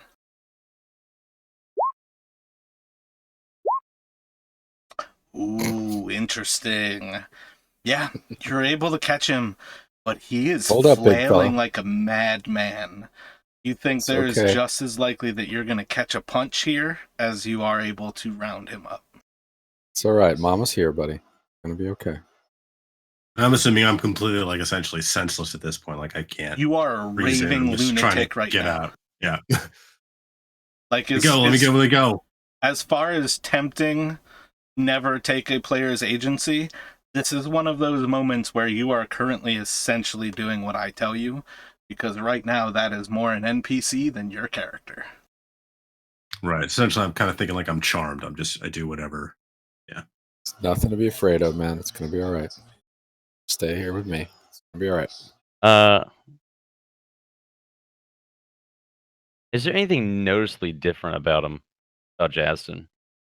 Yeah, he Like seems like clearing a out the raving globe lunatic. before. Wait, no, I mean like physically. Like, is it like does anything change about him? Make an Arcana check.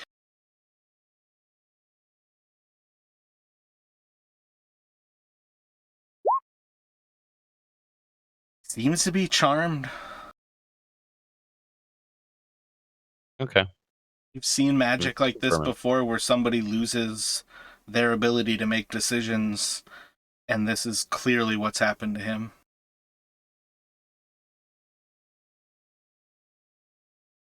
We'll just stay right out here while those guys go in there. You don't have to go back in there. I'll just keep fighting against him, trying to get out, I think. Yeah, if it's more or less, that's kind of like one round there. Jason and Burke, another contested strength and dexterity, please. We want to take care of that globe. Oh, okay.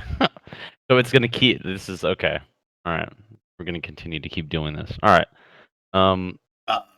Yeah, on that level, I need Ezra or Victor to make a intelligence check. But you're able to hold on to Jason, but he is flailing. Yeah, Fuck. neither of you are thinking about that globe right now.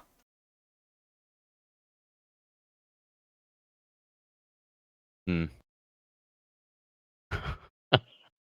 Well, since the Arcana, I did the Arcana for him. Understand that he's been charmed. Can I look through the room to see where the source is coming from, or does that I'm gonna intelligence go roll ahead negate and that? say at this point you're probably tempted to like argue with Burke that he should let Justin go, because the moment Justin clears that front door, he seemed to come back to his senses, but that it seems purposeless. Like there's no reason to hold on to him if he's just going to be stark raving mad. Okay. Yep. And that's again that those intelligence checks. You two aren't thinking about the globe. But meta knowledge All right. wise, yes, clearly the globe is causing this to happen to him. Gotcha. All right, buddy. Take a run. So same thing, just do a dexterity saving throw as you clear that room. And you're basically like leaping over that pit. Yep, same thing. You make it to the bottom of those stairs. All of a sudden, what the fuck? And you remember that moment that you walked into the room, and then it's just like darkness. You just have like a blank space of time. You were walking right behind Ezra, Victor, Ezra, and then you. And then you're at these stairs. Going insane. Now I'm gonna. So I'll sort of once I've gotten my wits about me again, I'll try and get back into the get back to the others again. Okay. Sort of. Yeah, only And then takes you as a I moment to. Only takes you a as I moment to reach, get is back like, there. okay, is the what I have? I mean, I know player wise, my thinking is the glow, but um, my character of sort of be aware that enough to know that that's where it's coming from, or that's You what's have no affecting the. memory of that thing. For what it's worth, mechanically, that is part of the spell that it is casting over you. Is that as long as you are failing its magic like clears it from your memory, and that's part of why Okay. like the last thing that you remember is walking into the room. And in an eerie way, it's part of why the other two aren't thinking of it as a problem, because its magic isn't working on them. Okay, so I don't even remember seeing it. Okay. I'll just go to Burke. Like I don't know what's came over me. I What's think you going on? just What did I miss? you haven't missed anything. Just I don't think you should go in there. I'm gonna stay out here too. Those Mm. guys are gonna take care of it. It's nothing bothering them. I mean, If you're really smart, it doesn't affect you. So I'm gonna stay out here. yeah. Well, I don't really know what else to do in this room. I guess go check out this other door. These other globes. I guess I don't know. I'm just gonna Can I just go look at the globe and look at the smashed ones? I guess and what's is anything to see or You can do an investigation. You looking over the globes that are smashed, or the globe itself, or is this general? I guess it doesn't matter. it doesn't matter. Yeah. I was gonna start with the smashed ones. See if there's anything inside. It's hard to tell what's the inside and what's the outside of what's left over there. Um, Oh, I'm but sorry. Can I use my Arcana instead to see if there's any sort of magical stuff going on with these globes? let's see. Even there, even with the same roll, it would still be pretty terrible. Yeah. It's hard for you to gather much of anything there.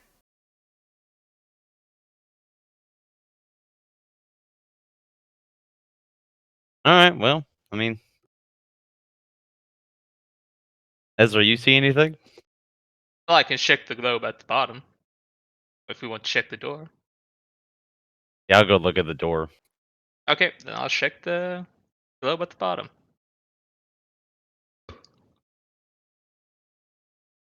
I'll basically just look it over, see if there's like any inscriptions or markings or anything that stands out, basically. Two of you at that point can do investigations. Okie dokie. Globe Regular Sherlock seems Holmes. to be entirely smooth. It's really hard to tell what it really is doing, what it is. But it sits quite beautifully on this plinth. It seems to have been here for ages. Door is pretty much the same as all the rest. It's extremely smooth how flush it sits up to the sill itself. But otherwise, it seems to be a stone door, vaguely human-sized.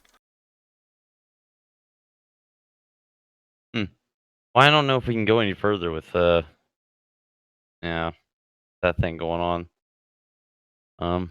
With Justin. Well, Bert, do you want to walk in and see if it happens to you? I guess. No, I don't really want to walk in to see if it happens to me. All right. Can you turn it off? Well, I don't know where it's coming from, or what it is, or what's happening to Justin at all. It's kind of Well, it's definitely happening because he punched me right in the face. So there's something going on in there. What's different about that one globe that's not broken from the ones that are? Can I? Well, Oh, sorry. I'm just gonna say it's pretty smooth.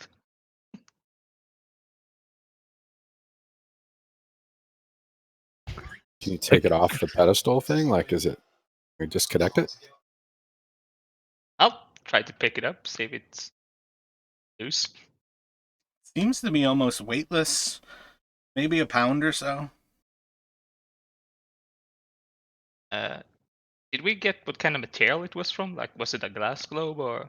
Seems like glass.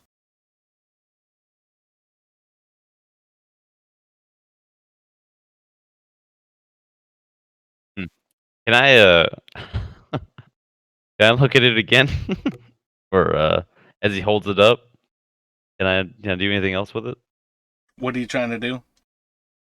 I'm trying to see if the any sort of significance about it being on the pedestal and all. It's just kind of strange.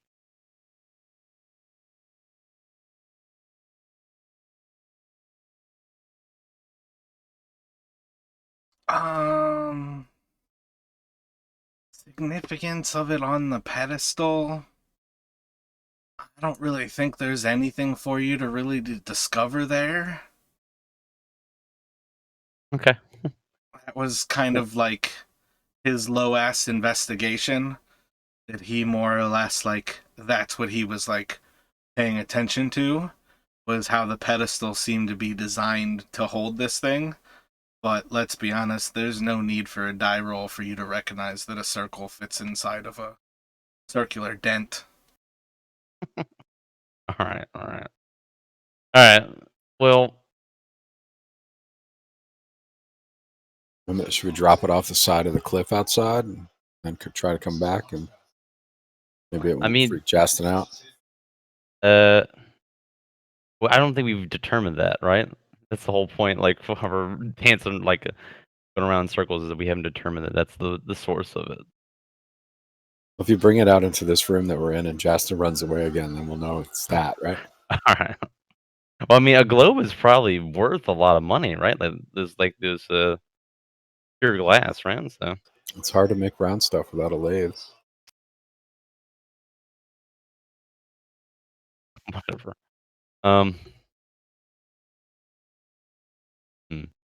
Okay. I'm going to yeah, well, fuck it. You guys want to go to a different room, because if Jason's going to continue to have problems, I don't want us just to go, like, us two just going forward. You know what I mean? Well, we could check out the northwest room in the circular entrance room. See if it's any better. Yeah. Yeah, so we can't figure it out, so we're gonna go north. All right, does that work for you? I guess I don't know what's going on. Well, we know that when you go in that room, then you run away. You don't seem quite yourself. So I guess we won't go out in that room. All right. Um. And do you want to see what lays beyond that door? Maybe if I can get through quick enough, it won't affect me. Whatever it Yeah. is. Yeah, sure, we can try that. Yeah, that might work. I mean, if you want to try, if you're down to try, we'll do it. Be my guest. All right. Same thing. Or unless Ezra, you wanna do something different here. Yeah, no, just like check over the door, see if there's like any obvious traps, or and then check if it's locked.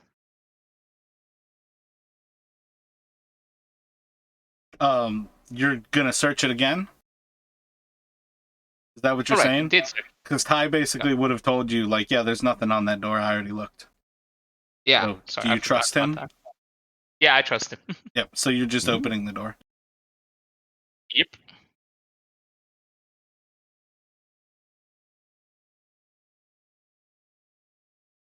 So there is a large room in front of you. It is about 20 or 30 feet long and about 10 feet wide.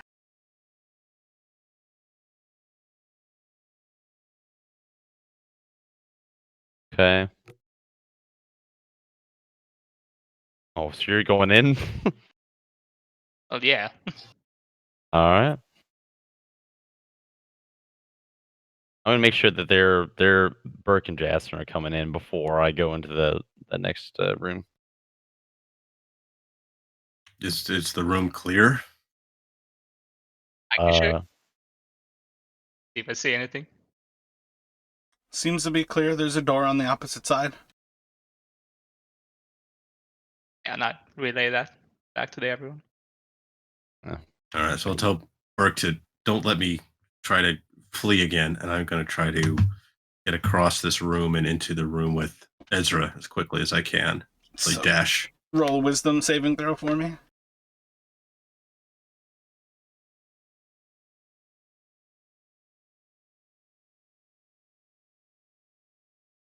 You cross the threshold. Nothing happens.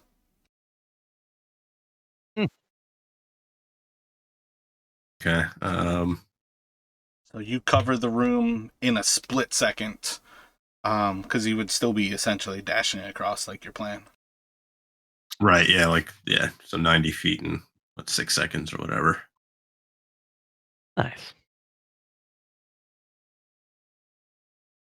Burke.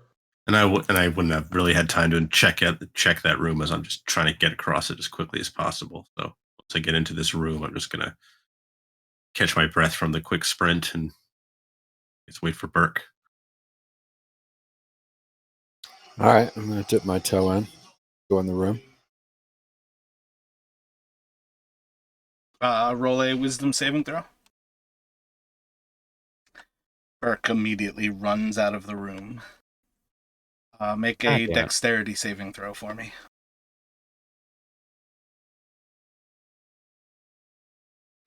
Burke is going to tumble into the trap as he runs out of the main room, taking 2 falling damage as you fall into a pit, and you see a human skeleton inside of there.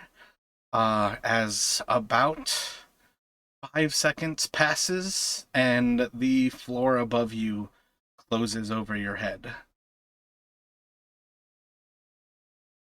Okay. Yeah, as Burke isn't coming back as quickly as Yasin does. Ezra's gonna go out trapdoor area. I think we all go running after Burke. Well, yeah. Nobody's back there. We're like 2 rooms away, 3 rooms away. Yeah, I think we'd go after. You all would get out there. You would see Justin roll 2d4 for me.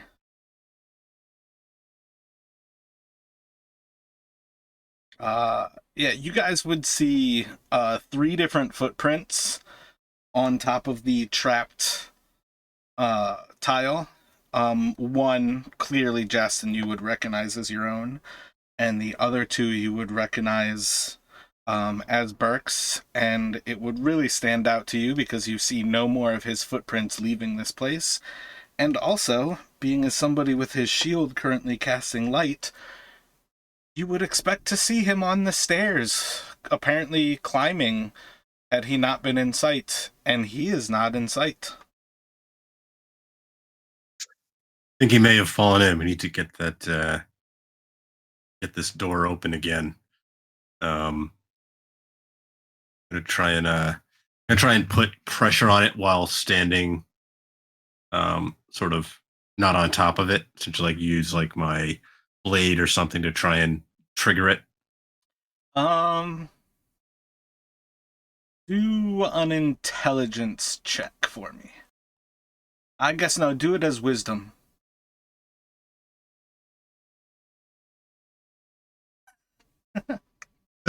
No, So not very you guys, wise. you guys see Justin as he's kind of like putting his weight like off away from this trap and kind of pushing down on it. But clearly Justin seems to be a little bit out of sorts here. But it takes you all a little bit longer to kind of figure out, and eventually you guys manage to like almost like a fireman carry, where you have like somebody having their arms over the other 2's shoulders, and you're eventually able to basically like hold one of the people over this pit and put their body weight onto that floorboard, and it drops out. And you guys have a few moments to then wedge it open to see Burke below you. But essentially, that's to say, like, you don't have like a trickier, convenient way to like open it. You have to actually like you like force yourselves to use like an entire person's body weight to actually open it. You don't get to figure out just how much weight it's designed to fall open. Okay, and how can we tell how far below Burke is? How deep the pit is? He's about 10 feet below. He can't climb out on his Wow. own. But you see, like, the light still is shining from his shield, and he's more or less, I don't think he's close to going down. So he's more or less just kind of standing down there, and there's a body Searching clearly the corpse. Yeah, you can do an investigation while you're down there. You see me down there searching a corpse while you ask if you can send me a rope. Yeah, Ezra has a rope, so he looks. I'm so bad at investigation, man. It's terrible. Yeah, we're regular Sherlock Holmes here. Sorry. I didn't mean to interrupt you. Not like a terrible dump stat, but that's definitely a classic dump stat. He didn't expect to be down there, though, so you can roll a d6 and a d4.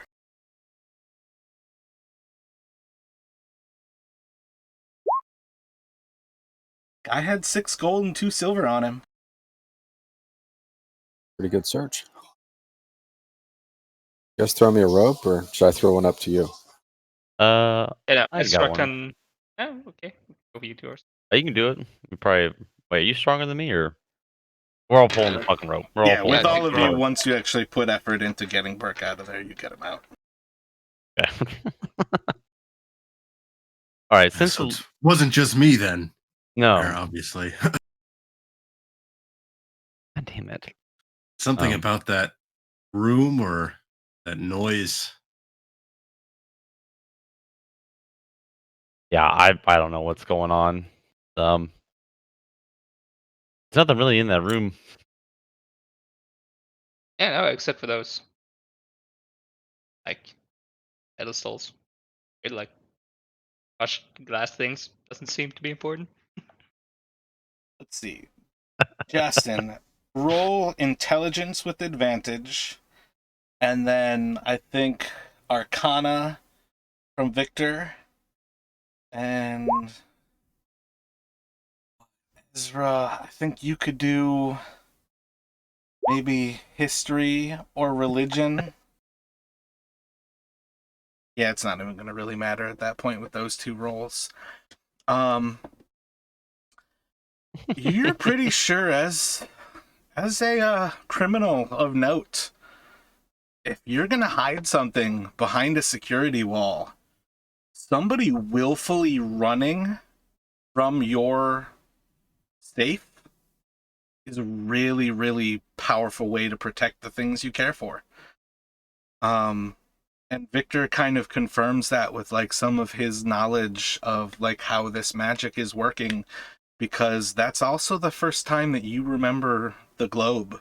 Once you walked in there and it wasn't affecting you, it was clearing the actual, it's not really like danger, but it was clearing that from your mind.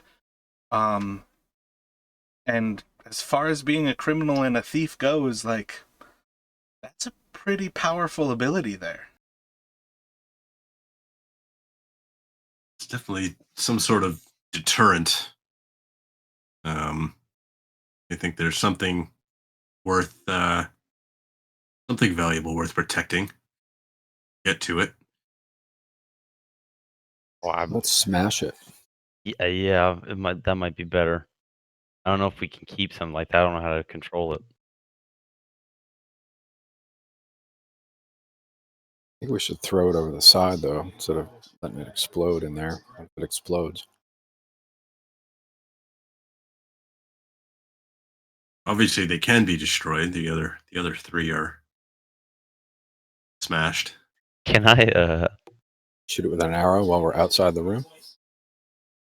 yeah, can I roll Arcana to see like how you would control or how these things are, you know, turned off, turn off? I mean turn off, turn off, turned on, turn off. You take like More or less under that same arcana, you gather there's probably some sort of magic that you might be able to use to destroy this thing, but there's probably a reason that there's still 4 of them in this room. And there's not like missing spots when you're walking over a chasm.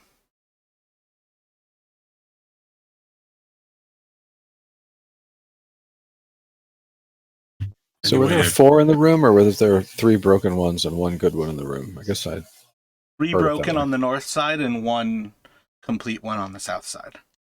Okay, thanks. Victor, Ezra, any way you can counteract whatever it is? I didn't even notice it, so I don't really think I can do anything. Well, now that we've told you about it, is there anything you can do? I mean, those kind of spells are probably a bit outside of my expertise. Yeah, I don't know.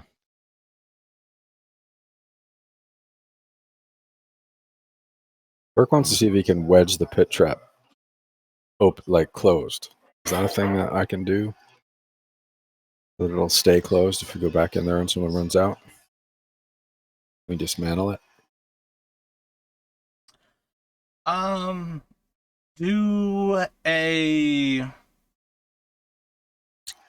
Do an intelligence check.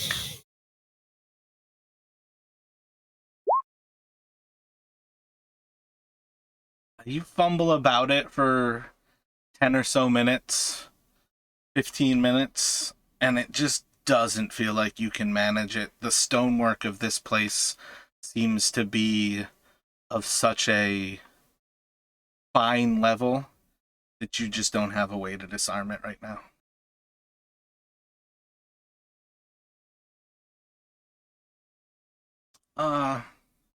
Kind of We do along have those the- same lines, Victor.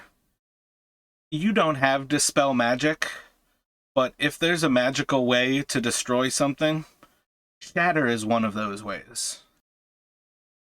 Yeah. I was just thinking about blasting it. around the corner. Eldritch Blast it. But maybe something like that would have to. You can certainly try, but again, part of why Shatter would come to mind is Shatter is specifically meant for destroying things. Alright, yeah.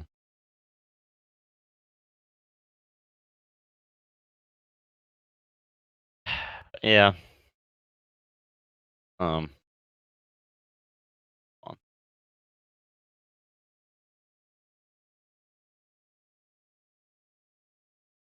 Okay, so we're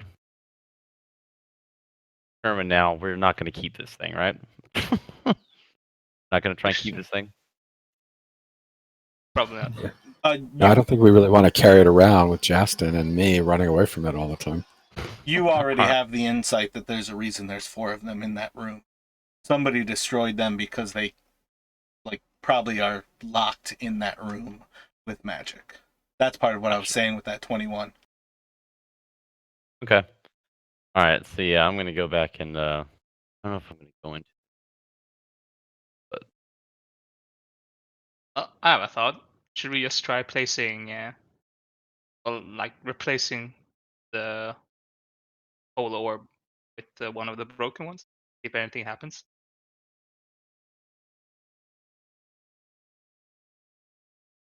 You picked it up, right? Nothing happened?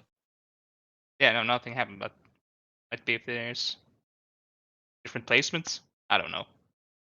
Spitballing. Yeah, we can try that if you want. If it doesn't work, I'll just, destroy it.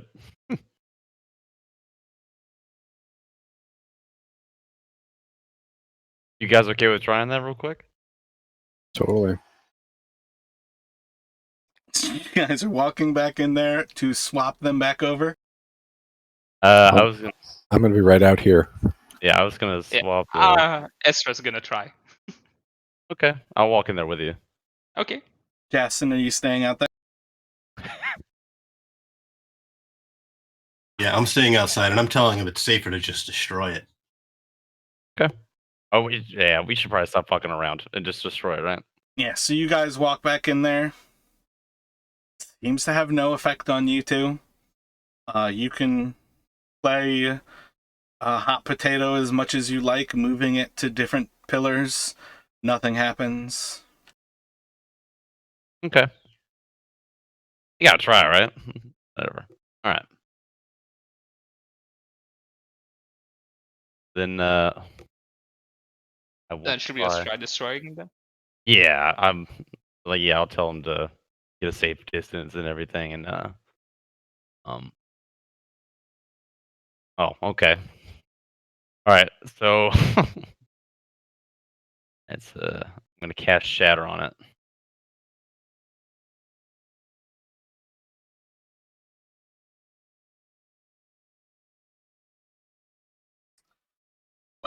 Shatter just so conveniently doesn't actually say how far its loud ass ringing noise comes from. So I'm gonna go for twice the actual range. So it kind of rings out with a pretty horrendous noise that kind of strikes through this place. And you start to see as the globe almost raises into the air as the spell kind of sits into it, and it seems to start to ring with a vibration as it just kind of builds, and this thing seems to almost float before it just explodes and the room goes silent. Nice. Hey, kind of loud, but it worked.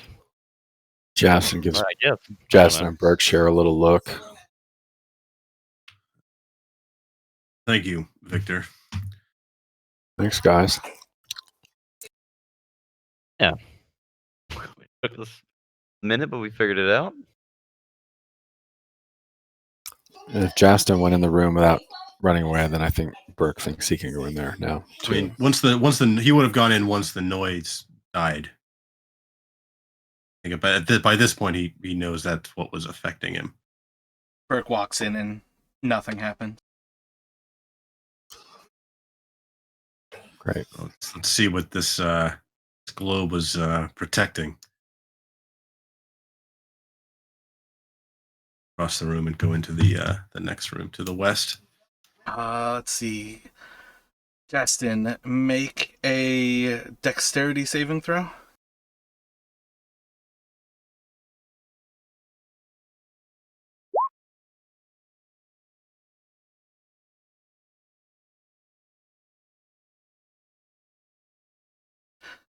Oh shit, no, there's not even a saving throw for that. That's an old school trap.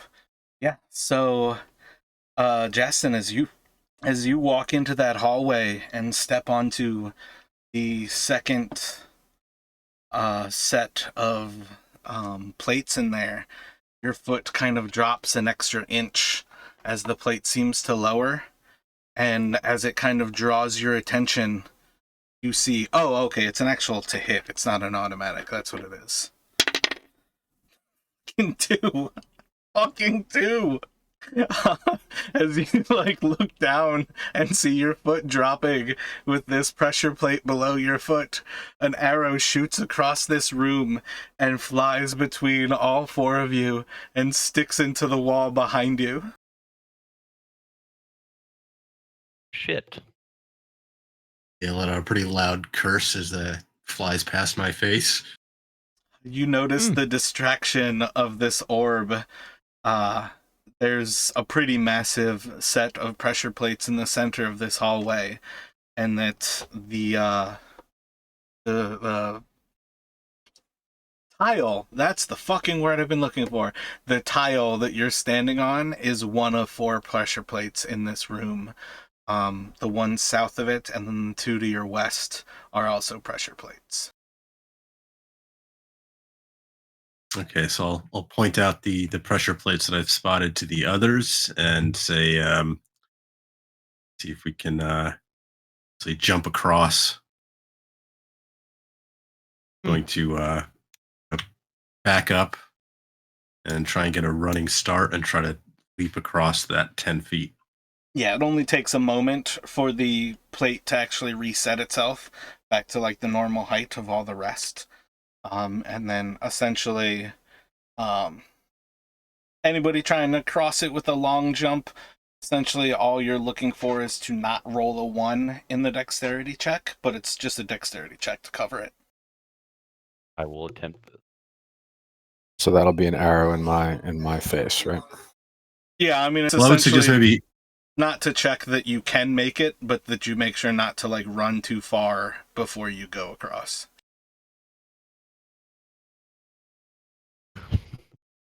What the fuck is going on, man? I don't You know. rolled over thanks for 6 noticing. yet. Thanks for noticing, guys. Yeah, so you can all long killing. jump across the room. You were killing rolled- it in battle, though. You were killing the fucking mosquitoes, no problem. Everything else is shit. Just shit. Well, that's when it mattered, right? Yeah, but all right, whatever. We made it. We all made it.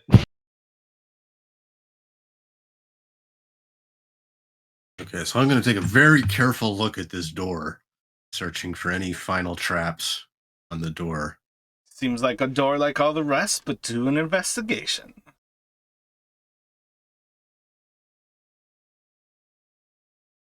Does not seem to be trapped. Seems like the trap is the one that you've already sprung. All right, there better be something worth it after all this. Yeah. I look at the ceiling. Ceiling is just like a normal ceiling, right? Random question, but What do you want on the ceiling? Are you looking to see if there's Traps. an acid trap above you? Yeah, or something out of the movies, it's kind of Indiana Jones. Come out and stab me, There's a We're all standing gigantic right ball next to each other? that cannot fit down the hallway. No, there's nothing on the ceiling.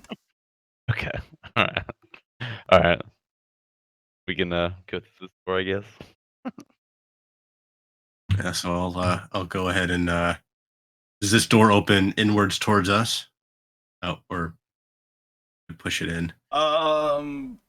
Let's make it a push in so you don't have to fall into the trap.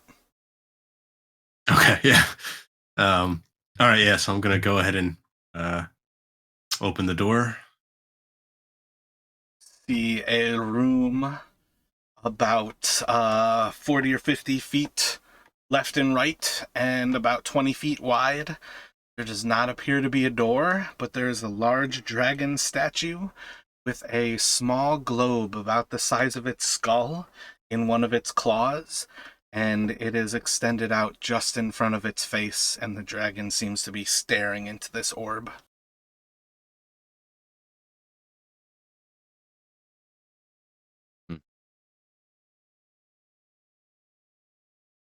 Okay, I'm going to, before I step into the room, I'm going to sort of check the tiles directly in front of me. See if look for any more pressure plates. Doesn't appear to be anything as you kind of glance around. All right, so I'm going to take a slide. Is there anything to the south, or is it just really mainly the statue to the north that's Yeah, catching everything my about this interest? room it looks like a little mini temple to this dragon at present. Okay, can I see what this orb is made of from this distance? I don't know if it's important. I would say it seems to be some sort of glass. Perhaps it's an obsidian, but it has a brilliant, like yellow and orange glow to it. It's not necessarily shining light. I really just like the idea that it seems to be almost like magma.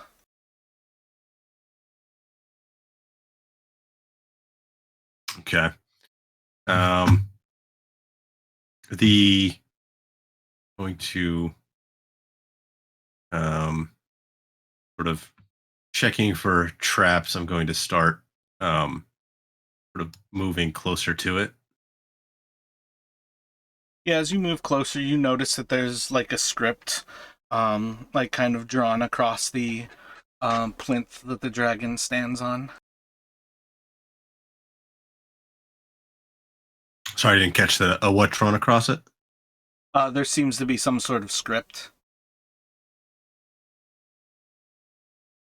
Okay. Assuming it's does this look similar to the script that we saw the message in blood in? It does not. Can I As you tell? get closer, you actually start to pick out that it's in common. Okay.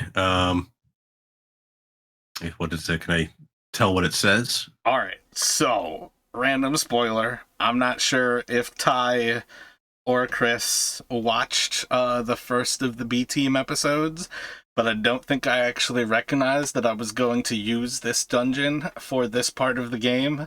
But Burke and Justin, you have already seen this riddle, so please, if we can have the other two try to take it, please do not just answer this. It's not meant to be difficult, but just in case they don't know and keep it fun. Justin, you read off to them. We come at night without being fetched. We disappear by day without being stolen. What are we?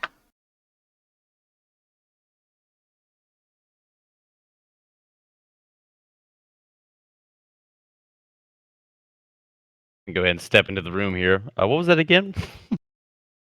We come at night without being fetched. We disappear by day without being stolen. What are we? Oh, with stars. Yeah, I was about to say. As Ezra says the word stars, a door opens up on the west side of the room. Hey, Ezra's a smart cookie, man. Good job.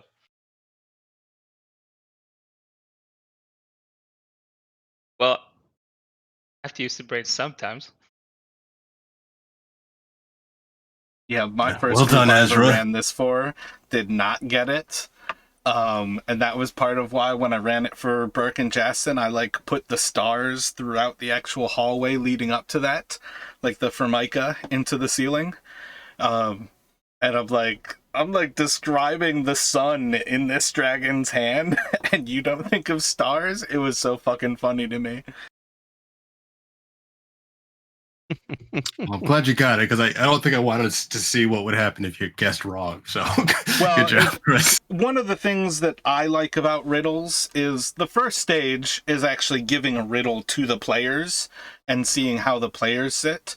But if it ends up being a problem, that's where essentially everybody starts to get an actual check against their character's knowledge for me to essentially like give you the answer versus it actually stalemating because like an actual person doesn't know that riddle. Because like Yeah, it's tough. And it's essentially you have to use meta knowledge. It's unless you want to just do it by like a die roll. yeah, exactly. Like that's the thing about riddles is riddles are challenging the player, not the character. Like I've used riddles from like the LSAT, and that shit's hilarious sometimes because like that's like a stressful test. So you imagine that's part of why the riddles become actually challenging is because your brain is fried on this test day. But it can definitely be some pretty confusing stuff when you throw somebody into a dungeon and you're like, yeah, solve this college, like bachelor's college exam riddle.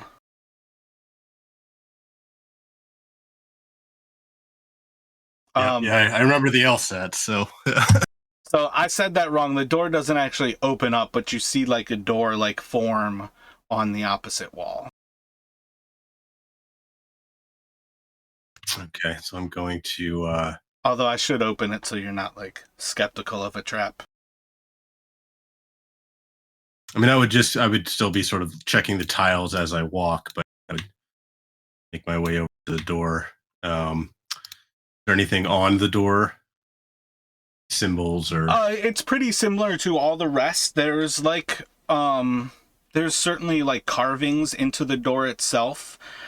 Things have had a pretty draconic theme to them, and they've gotten deeper like the further you've gone in, like almost like noticing that the less these doors have seen like a passage of people around them, the less the wear has kind of taken some of the bas relief and like denigrated it over time.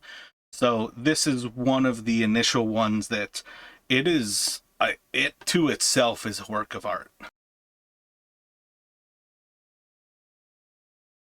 And even the last two doors would have been pretty ornate as well, just because you'd have a pretty good sense that that globe was the main security system of this area.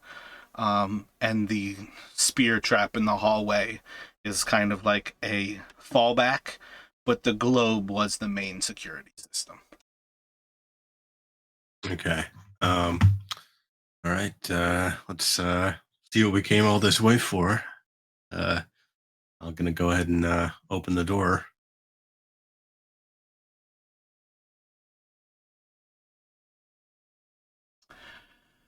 So as you open it, you see another hall about 20 feet wide. It has about, or not 20 feet, 20 feet left to right, so north to south for you.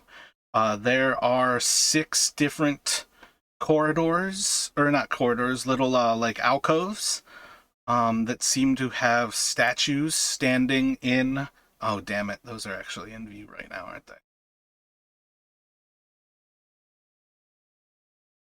Nope, I'm on the wrong screen.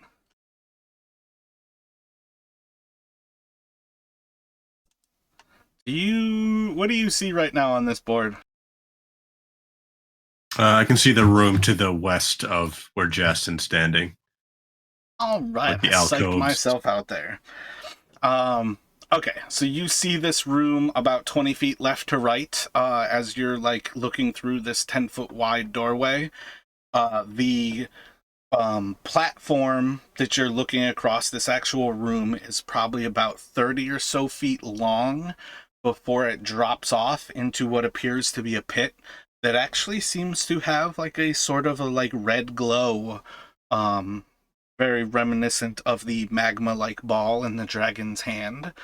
And you can see probably about like halfway across this room is where the light from your torch starts to dim. You can see the slightest bit of masonry on the opposite side of this glowing pit. It tells you that there's this room and then a large pit that the other side of is another room. And as you look into this room, you see the 3 different alcoves on the north, 3 different alcoves on the south, and very clearly there's an empty alcove in the center on the southern side. There are 5 statues in the northern 3 and 2 in the southern 3. Should we put on our red brand outfits? Do a intelligence check for me, Burke. Do you think that was like too intelligent a question for Burke to ask? Oh, hey. I think you're pretty Everyone's clear surprised. at this point that this is beyond whatever the red brands are. This place is far more ancient than that. All right. You probably gather that there's nobody who's set foot, at least in the singing room, since long before Phandalin was perhaps birthed, but definitely since it was destroyed. All right. I got a question. Why are we doing this? We're adventurers. I think at least a part of what you guys are doing is you are looking for the person who left that bag. I feel like that was part of the initial perplexing bit there, was that you like cleared out this basement of the sleeping giant. You cleared out what seemed like the red brands, and then you found this bag and you're like, none of these people like seem to belong to an invisibility potion or to 50 gold. Like everything about that bag just seemed off when you walked into that place and it was just a bunch of scrubs. And we didn't really find the leader, so we're kind of like looking to see who was kind of part of this whole thing. Yeah, exactly. Yeah, like that was clearly like a leader type of shit to have like the backup, where everybody else was walking around with maybe a few coins. We're also looking for this dwarven city, and all this architecture and their amazing doors and all this stuff seems like we're going the right direction. Yeah, I lost the point there for a second, so yeah, that brought me right back. Okay. Sorry. All right. Where'd the I Esper think go? that they deleted my token. Oh. That's a good way to say you're not going in that room. Yeah. There we go. Oh. My bad. I was moving to actually check to see if he like moved it under somebody or deleted it. All right, so I'm gonna try and step into the room enough to have the torchlight on these, looking at the statues a little more, like see what they're statues of. Do they look like they're Do a the perception. same? You can still keep describing it though.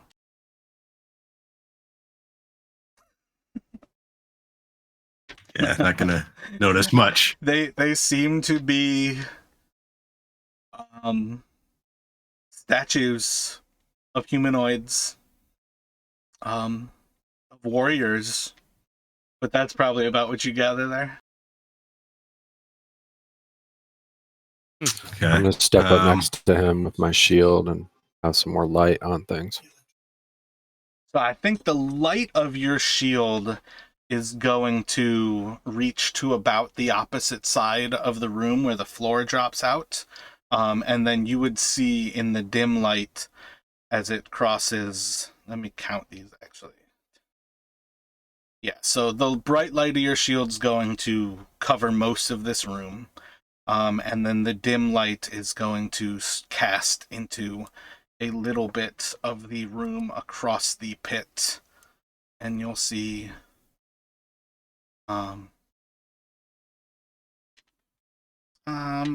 it'd probably be too much to actually like recognize that there's like a knot in the stonework across there, but you do see that there is like finished stone on the opposite side of this pit. And are all the warriors armed? Do a perception for me.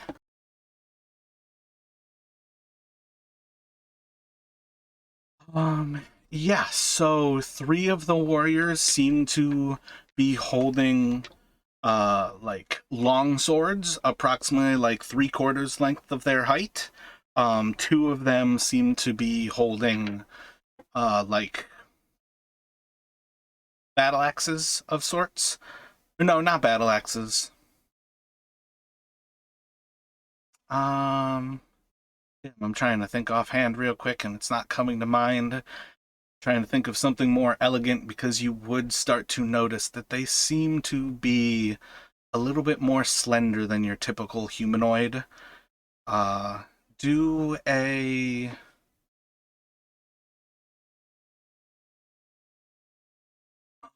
Man, just do like a history check for me. A DC of 5, yeah. You gather pretty quickly that these are elves, and these are not night elves. They are not drow.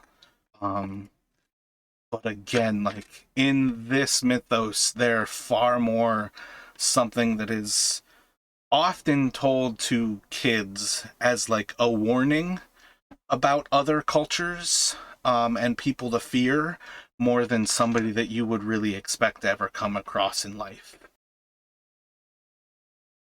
Burke's mostly worried they're gonna like jump into life.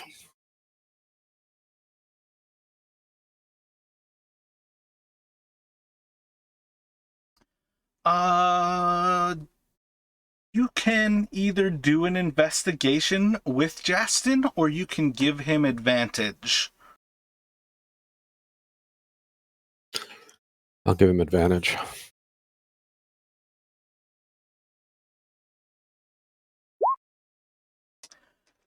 You see tiny, small footprints from the empty alcove, but pretty clearly recognize that these are statues. They're not actually like animated armors. They seem to be stone, and there's no sign that they've ever moved. But he very quickly notices, as he kind of starts to look over the statues, and you like describe the elven attributes, that there's tiny little footprints that seem to like pass between the pit and that empty alcove in the south. Maybe there's a little door over there. Sorry. Seems like yeah, definitely some activity down in that empty alcove.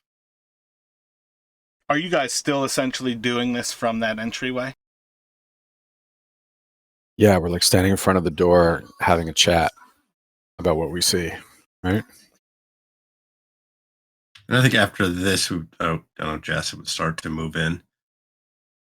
So if Wenberg says, I wonder if there's a door down there, if Justin is essentially anywhere closer to that southern alcove, you're going to immediately notice that there's a secret door in that alcove. Okay, yeah, because I know you had said like my attention was drawn to it before, so, and then once you mentioned the footsteps, that's when I would start sort of making my way over closer towards it.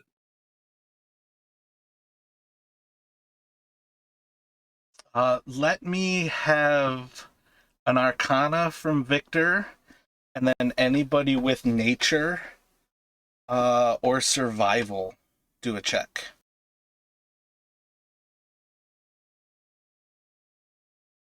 Oh, yeah. Victor, you very quickly recognize those footsteps as those of a familiar, and most particularly those of a Mephit. Or my bad, not a Mephit, A closet. Closet.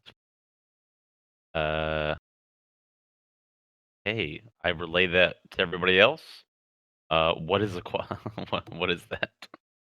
I don't think Jason would have an idea what a closet is. So a closet. Yeah, Ezra didn't have it. Quasit is a little bit more particular kind of familiar. They tend to be, for the more demonically inclined, perhaps not for your more traditional wizard to dabble in such allies.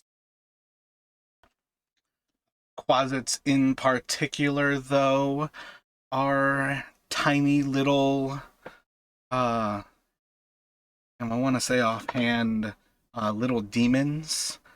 But not like imps or anything like that. So more.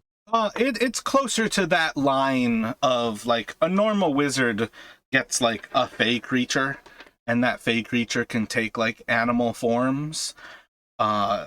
Warlocks can start to dabble in creatures that their patron can give them. And among those are where you get into things like imps, quasits, and like pseudo dragons. So this is essentially, as somebody who can summon a familiar, this is the type of thing that you, I think, without having like a good understanding of what your familiar option is right now, offhand, this is the type of thing that you could summon a quasit as your familiar. Yeah, you're Pact of the Chain, so I'm pretty sure that's one of your options. Is like the imp, the quasit, and the pseudo dragon. Yeah, I just don't have the components yet. I just need to go get it. um. Yeah. Okay.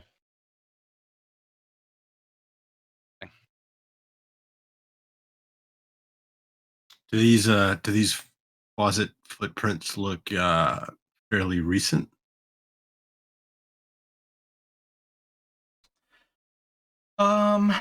Yeah. It's clearly, you see signs that this creature has not really left this place.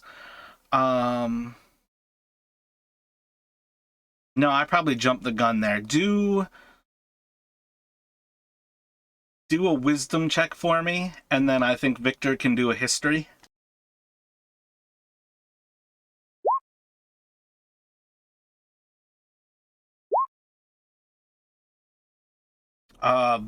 From what you can tell looking it over, Justin, you're like, yeah, this is the last thing to happen here. And Victor kind of walks up to you and he's like, it looks a lot like this happened ages ago.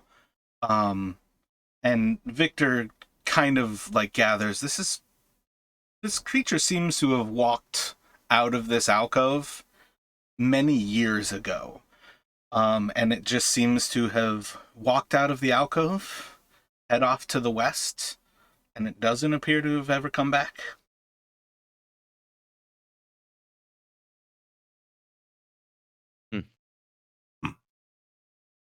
Thank you, Victor. Could we open this door here? Yeah. I mean, it's like anybody's gone in, so should be pretty safe, I guess. I might try and I don't know what I can hear through stone, but I'll probably try and just listen to see if I hear anything on the other side. It actually transfers the sound really well for you, but you don't really hear anything. You open it up, you see a little hall kind of moves about 15 feet to the south of you, and then there seems to be a side little hall that starts to head to the west. All right, I'm going to sort of head in. And the others are going to be following me. I'll follow him in. And I will sort of Turn this corner. It looked like a Yeah, it just looked like a dead end, or nope, you see a hall open up for this corridor, and then it starts to turn back to the north. okay. Do I see any more footprints similar to the ones I saw outside? No, this hall doesn't appear to be have been used in many an age. Burke wants to look over this edge down to this red glow that you described earlier. Did anyone do that? There's like an interesting glow to it, very similar to what you would see from like charcoals in a fire. Do a perception check for me.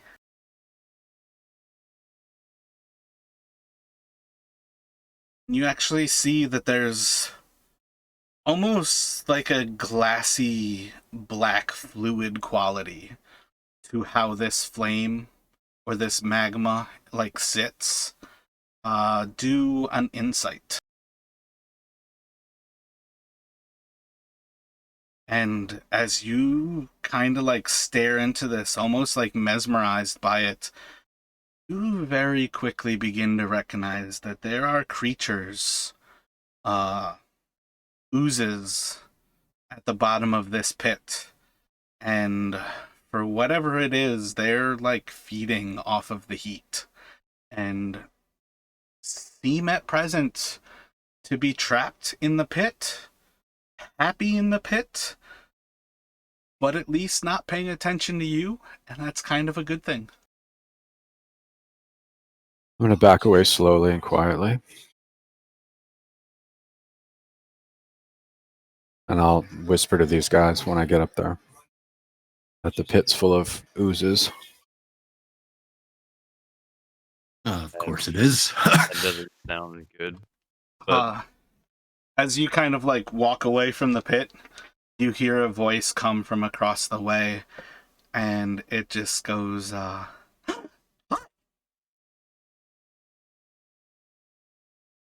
And I heard a voice. What did it say? Ah, hot. In common. It was a very like surprised kind of gasp and then hi. Somebody burned themselves over there. So let's I think hurry up and oozes meet can them. talk, can they? I don't think they have lungs. I'm not. You know what? Let's not investigate that. Let's go find the closet that Victor saw footprints from, Yeah. heading west towards where we're going west. All right, well, this turns back north, so I'd say we keep following this passageway. You just want to keep looking for like traps as we go. Yeah, I'll be at this point. Yeah, I'm very paranoid about what I might step on. Your immediate general area in front of you seems to be pretty safe. You're gathering pretty confidently here that this is likely the person or creator of this area made this so they could open up that pit as a last line of defense. And this was like the safe passage to get around it. As you all start to head down the hallway, though, Burke, you kind of hear from behind you. He's like, "What are you guys looking for? Or what are you searching for? Is there anything cool down here?" And it's like immediately behind you. And try to play it really cool and be like, we're looking for our friend. I think he's down this hallway. Have you seen anybody? My master's down here, but I don't think anybody's been down here for a long time. I've actually been really lonely. Oh, that's the worst. Being lonely sucks. What's your name? Jot. Hey, Jot. I'm Burke. Do you have a lot of friends, Jot?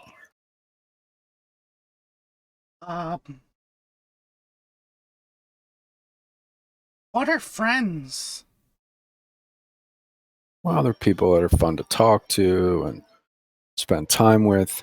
I think you should just count me as one of your friends. That sounds good. Master was fun to talk with. But I don't know about the rest. Jot, how come I can't see you? Because your eyes aren't good? You feel like a kind of like little bit of like a poke, like right between your eyes, like on your forehead. Just like 2 taps. It's a small, like slimy finger. Well, I think you're right, because you're right there, but I just can't see you. So tell me about your master. What's he doing right now? I think he's resting. Can everybody hear this conversation? I assume they can. It's not telepathic or anything, so there is clearly a voice coming from behind everybody, and you're clearly having a conversation with it. I wanted to look back and see, do I see it at all, or Using normal vision. yes? I guess, yeah. Yeah, I just asked because warlocks have a lot of crazy different types. Oh, okay. I didn't know. I'm sorry. Yeah, I don't see any reason why you would see him. I'm going to look I at. don't think it would be crazy for you all to notice extra footsteps in like the process of you all moving in. You might, without like calling for a roll, just to say it, like if somebody were to roll high enough to delineate like your footsteps from his footsteps from before, and then his footsteps coming back, he's leaving footsteps behind. And he's invisible, but not trying to hide himself like beyond that. I'm going to wave those guys ahead and ask Jot if he knows anything about these elven warriors. I think Master came here to use their power. And I think that's why they entombed him.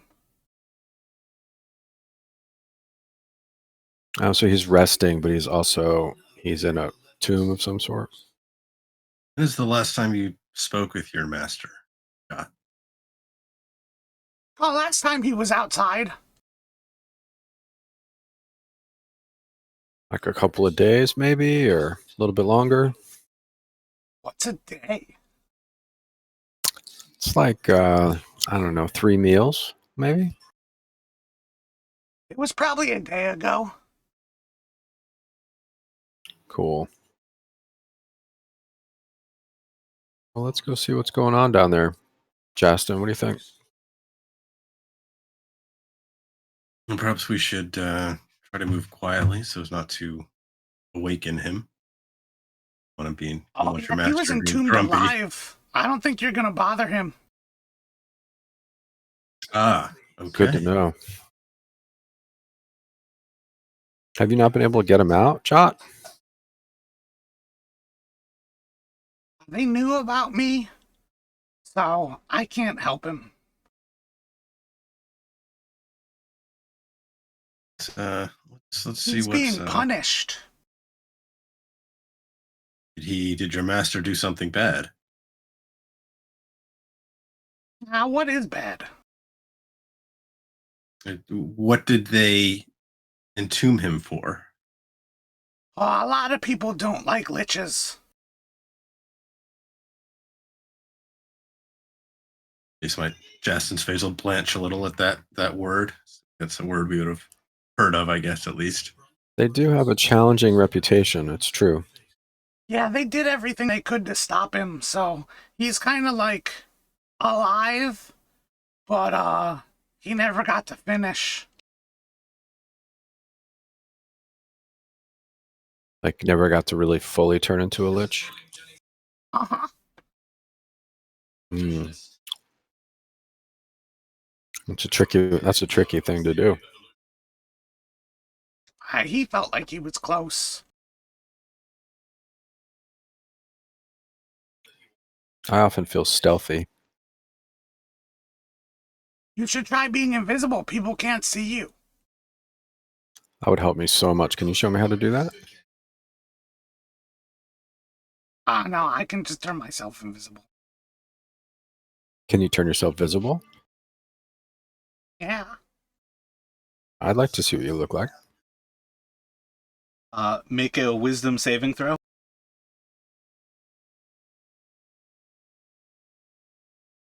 I just pressed my back button, so I cannot currently see anything. Oh, he rolled a 23. Anybody else who can currently see behind Burke, I need you to make a wisdom saving throw as well. I'm I feel like I asked for a bad thing. looking at him. I guess yeah, I'll roll.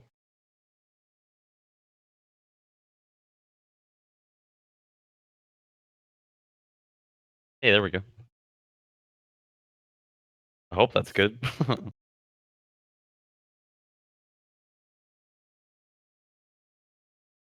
Yeah, so you guys see as this creature about like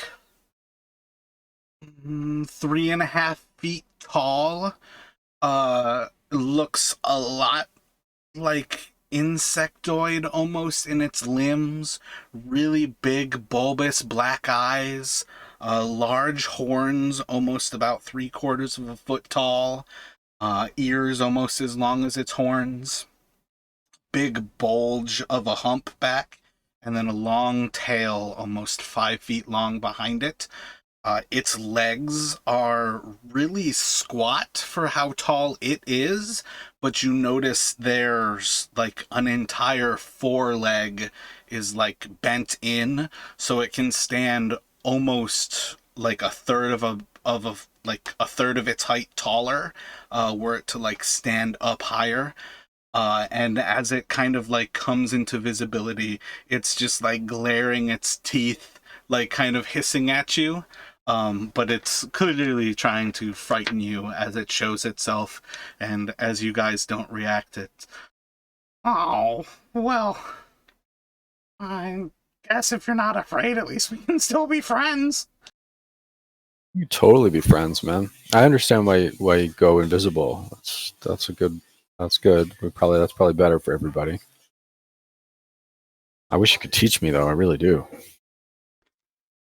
Yeah, I'm pretty sure for humans to learn this, I think you have to go to hell and talk to one of the big guys.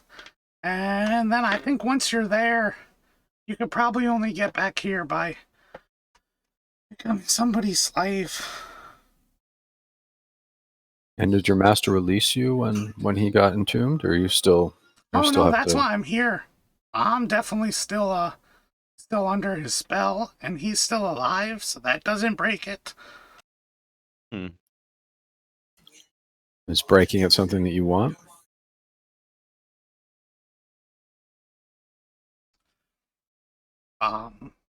Depends. Are you guys gonna hang out longer?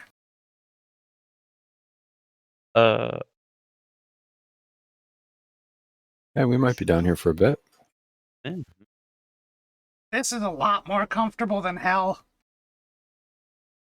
I was gonna ask really quick, is it possible for me to become its master instead of him? Like switching out the bond? Is that possible? There's not necessarily any reason in particular why you couldn't. So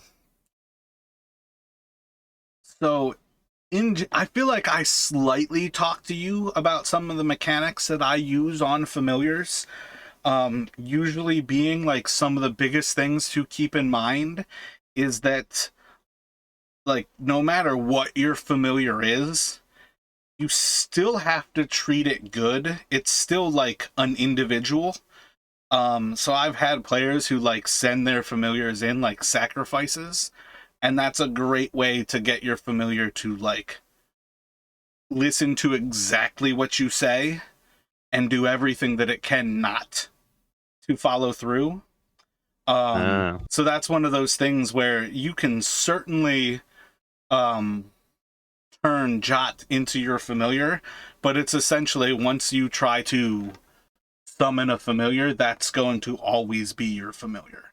But yeah, in the long run, it works out. I think narratively, it's certainly an interesting aspect to find Jot, be nice to Jot, and try to turn Jot into your familiar.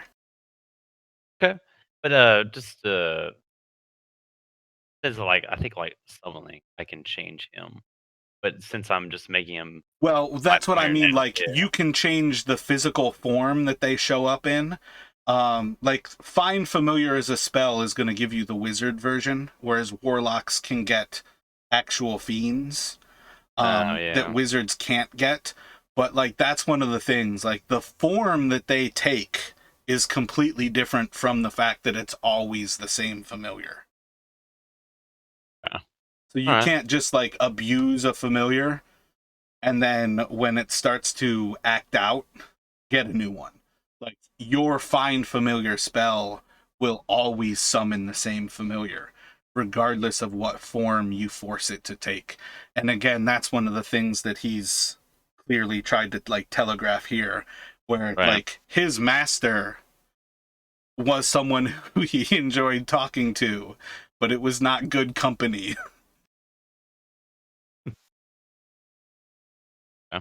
Yeah, like if he dies or something, summon him. But I can't. Yeah, it'll always be yacht. I gotcha. Yeah. Okay. Yeah, and what that comes down to is again like you can cast through your familiar. So if you send your familiar into a deadly room and have it like touch somebody to cast a touch spell that you need touch, and then it just gets killed, it's not necessarily going to be salty if that happens once. But if it happens every single day that you summon it, it's going to start to listen to what you say and do everything it can to follow that rule of law while also being disobedient. Yeah. Gotta be respected enough. Yeah. But all Gotcha. of that's like moot in relation to Jot. That's just in my opinion, having a familiar is not something to be abused. It's far more treat it nice and you'll have a happy pet. Okay. With that in mind, I'm going to step up next to Burke while he's having this conversation with you said yachts, right? Jot. J-O-T, Jot. Yacht. Oh, I actually Oh. like Yacht. Yacht. Okay. Um. Well, if you want to, I don't know, hang out with us above ground, kind of, yeah, just hang out with me. Jot, this is Victor. He does magic. Hi, Victor. All right. Close enough. Why don't you guys follow right behind me and Justin as we go down the hallway here? Yeah. So I don't know what like the physical, what I actually have to do. Do I just like ask him to be my familiar, and then that's it, or like how does that work? Well, it's kind of the spell that binds me to you. So, like, Ah, you can shit. ask me and I can say yes, but that doesn't really do anything. I'm still bound to my master. Fuck. Okay. Well, I don't have the shit to do it, so Are you poor? no. Alright, good, because I'm not sure I want to work for somebody who's poor. Master was pretty loaded. We gotta get him in. All right. I live a life of well, before I was down here, I definitely lived a life of luxury. Jot, did you say it was hot because you flew over that ooze and burning embers? Oh no, I'm from Spot? hell. Like, So what was hot? the fire. Oh, you like it though. Well, like, it's not like terrible, but it's definitely not as nice as this. Those embers over there feel like air conditioning. Feels like a nice Gotcha. cool mountaintop. Well, wait till you get outside. We'll take you outside. You'll like that a lot, I think. I mean, if you want to hang out with Victor. It's pretty hot out there. Oh, this sounds good. Not being stuck in this room is really good. I'm gonna tap Justin on his back, and I think we can go ahead. Yeah, I just gotta get the stuff and we'll be good with him. So Jot like walks forward and taps Justin on the back. Oh, hey, Justin, this is Jot. Nice to meet you, Jot. Hi, guy.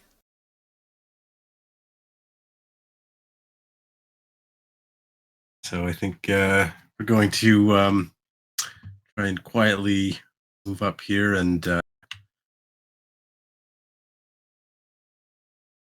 can see your master.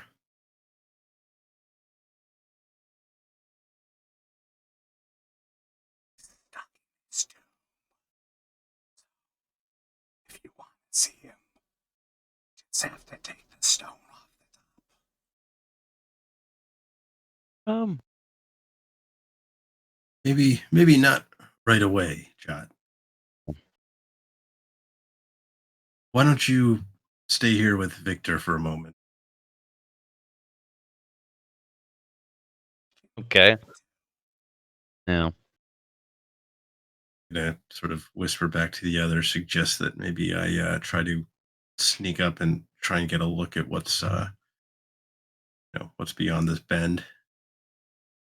They want to hold here for a moment.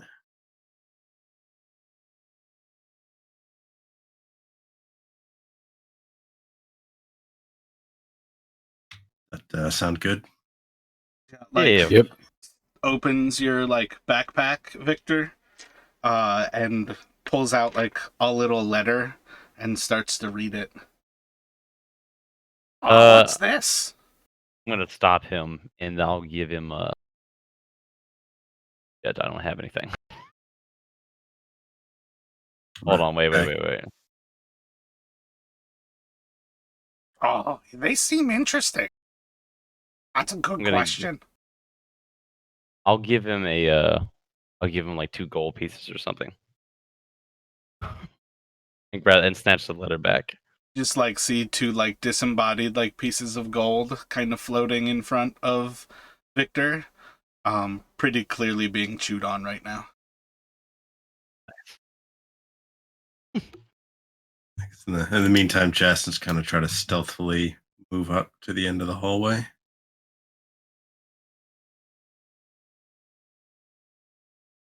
So as you get to the end of this hall, you see a sarcophagus raised about 4 feet off of the ground, and then a large, what seems to be single piece of stone, with a then second piece of stone like laid across the top of it, and part of that stone is carved into the like skull of a large dragon that sits at the northern end of the sarcophagus. And otherwise, the room seems somewhat uninteresting. There's a huge, a 4-eye, a really large, like clay, containers, like for storing oil. They're like man-sized almost. You would see like the first look of some of the stonework having that Celtic knot on it. There seems to be a destroyed altar on the northern side. And then like the different stacks of like things along that like western wall.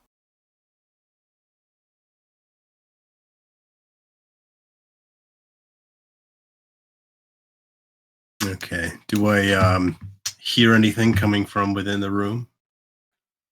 Everything seems silent.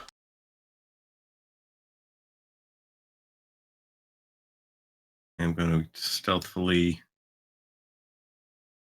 move up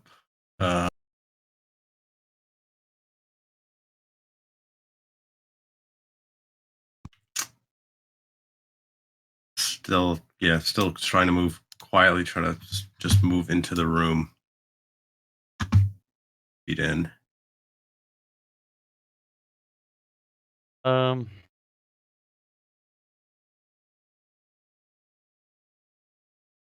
Never mind. So do we have any, once Jot told us about his master being a lich or part of a lich, like would our characters know anything about liches? Kind of the same idea. Most of this area that you've gone through is stuff that would almost like haunt childhood, like myths and fairy tales that you would kind of tell children, to warn them about things. It would be entirely likely for most people to more or less like not believe in liches, but you can do. I'm tempted from your proficiencies to say insight, just whether to trust him or not at that, because you don't necessarily have ones that kind of go deeper, but otherwise, like a history, an arcana. Yeah, I'm not proficient like anything like that. Yeah, the insight would be the proficient one for you to kind of get a sense of what he was getting at. Okay. Yeah, so you kind of gather like he seems to have been talking about somebody who was trying to attain immortality using ancient knowledge and was stopped. And part of their punishment is that it was essentially used against them. So the way he described it, like he's locked in there alive, but also not a lich, because part of being a lich would certainly be to have the power to destroy anything even remotely like this trying to hold him back. So something happened to prevent this person's ascension, but also to maintain their life as a torture against them. And that's more or less like kind of how Jot described it, and the like attitude of how he shared it. Okay. As far as things go, like from pop culture, this is like a mummy type of situation where he was like entombed in a torture and they made him immortal so he would live forever being tortured. It's like that kind of situation where he was stopped from ascending. Right. Okay. Looking around the room, nothing really jumps out at me as like super threatening. So I'm going to sort of essentially move back and sort of gesture the others forward.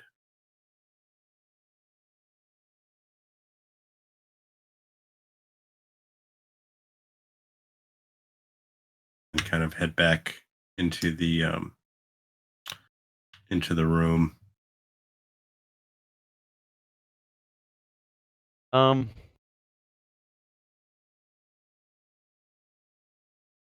Just if we're trying to like get this guy out and we're like fighting him, please let me know so I can Oh,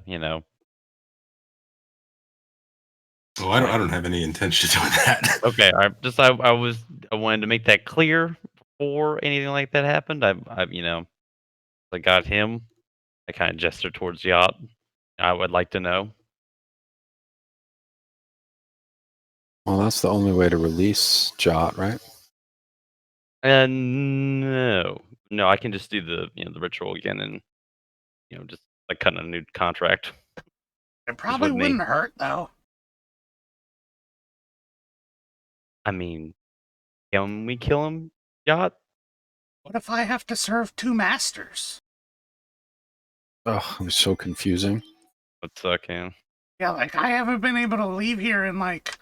He like looks over at Bert and he kind of like tries to count like the meals that he's had, and he gets to like one finger in like a day. It's been a long time, buddy. We want to get you out of here, but how powerful is your master? If we wake him up, we don't want him to wipe us out. How was your Um, master stopped the first time? How did the others defeat your master? in battle, they use And he's a magic. he's a wizard of some kind, right? Yeah, that sounds right.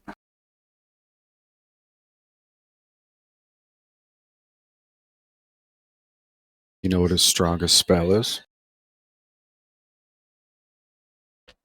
Uh, I don't think they put him in there with his spell book. That would have been stupid.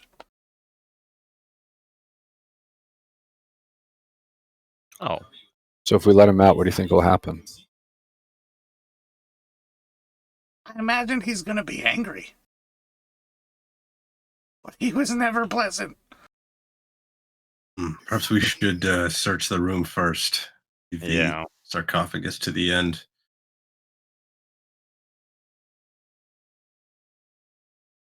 The pattern on the floor. Is that like a rug or is that like stonework there? It's like carved into the stone. Can I Sorry, go ahead. was gonna say, can I look to see if there's anything like special about it? Is it a trap or whatever? I don't know. Maybe like something magical about it? Yeah. Do you want to like look for a magical presence? Is that what you're kind of getting at? Like to see if there's some Yeah. sort of trap like lined into it? Yeah. Are you getting closer or from across the room? I'll yeah, I'll kind of stand beside Justin right here. Like, right there. So looking over like that kind of portion, like, it doesn't really seem to have anything that seems like arcane in it, but do an arcana check.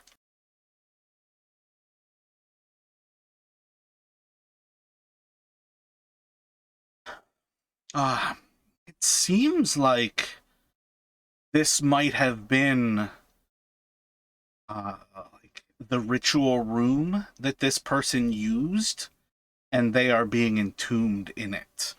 This actual symbol doesn't really seem to have any power to it.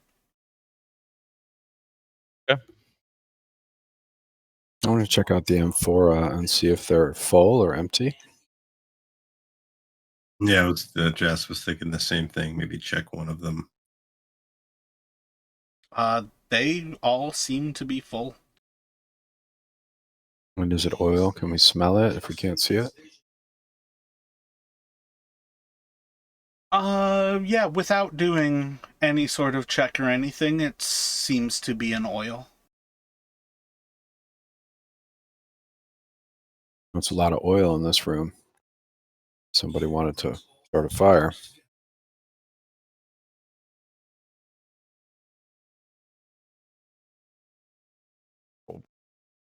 Okay.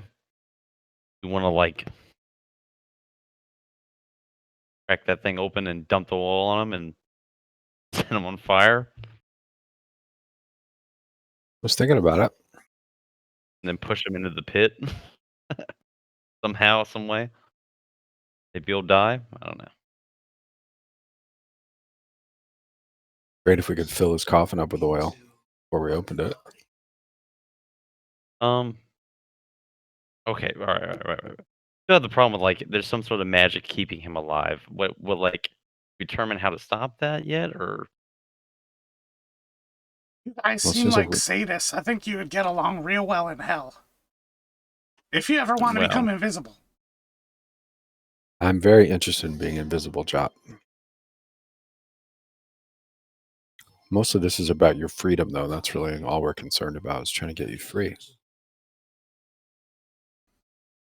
Gives you 2 thumbs up.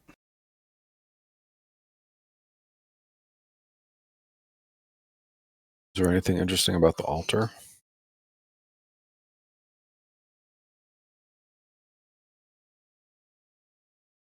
oh, you mean the stone slab over here? Yeah, I think there was an altar that had been destroyed. Yep, it's on that northern side. It's hard to tell from this side of the room. I'll walk over You're there. inviting me to walk over there, Mara. I'll As approach you as well to step investigate. As you step right in front of the sarcophagus, the moment you step right next to it, 4 torches in each of the corners light up with green flame. Okay. Damn it. And yes, that Welcome, was everybody. definitely me inviting you to walk over to the altar. That's why I wasn't doing it. I should have learned from the last time. The coffins. I should have walked around. My bad. Anyway, I'm at this altar now. Can I see if there's anything special on it? Just looking for things. Yeah, just right now, yep. Do an investigation check.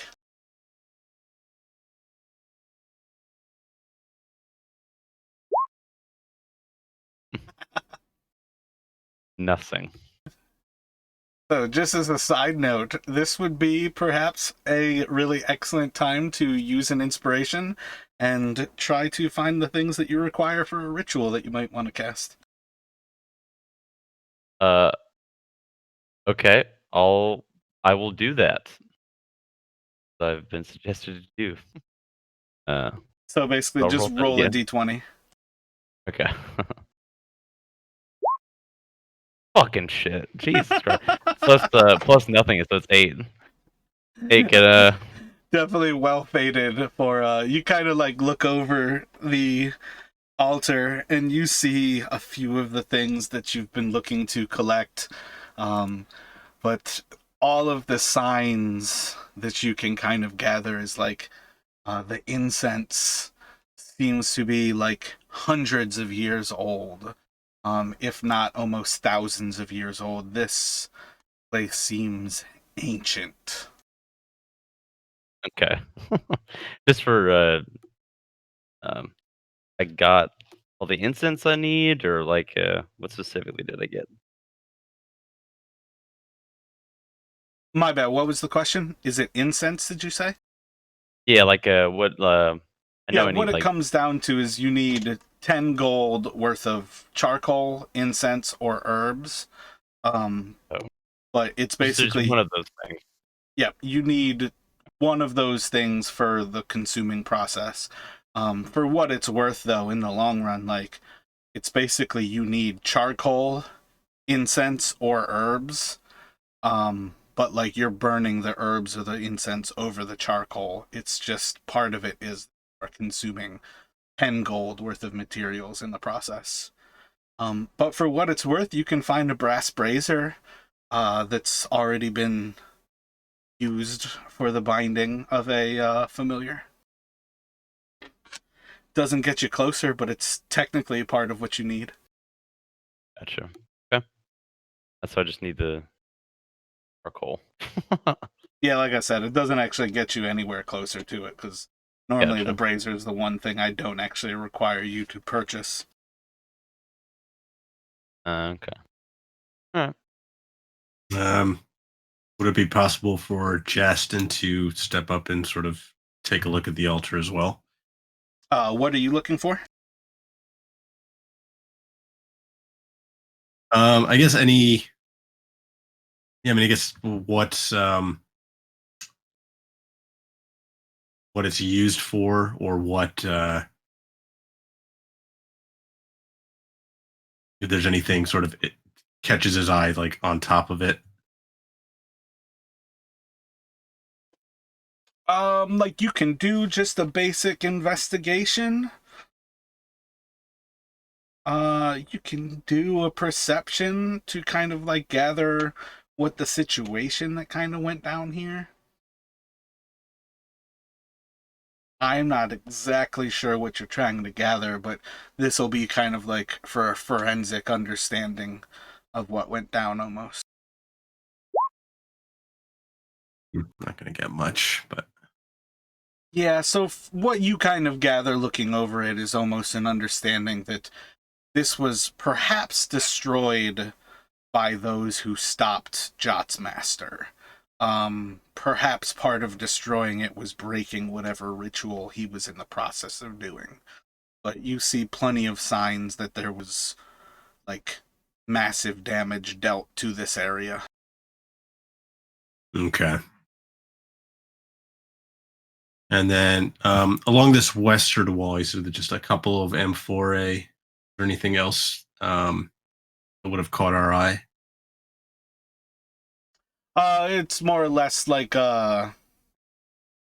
just like scattered randomness. There's like skulls, bones, more amphorae, but overall, like this room is essentially stripped except for these oil containers, the torches, and the sarcophagus.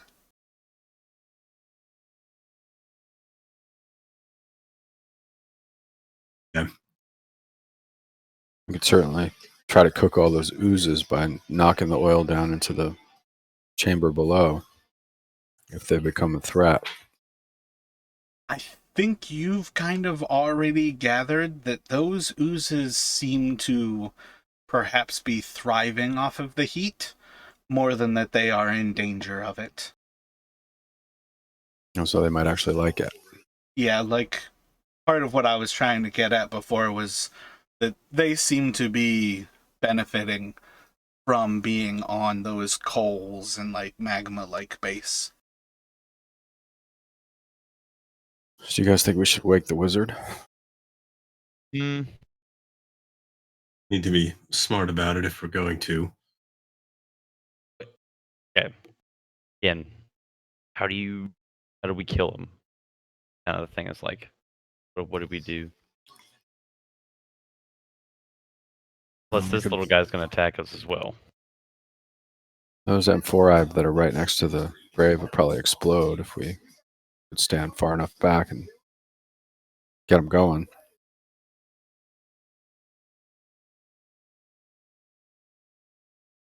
Okay.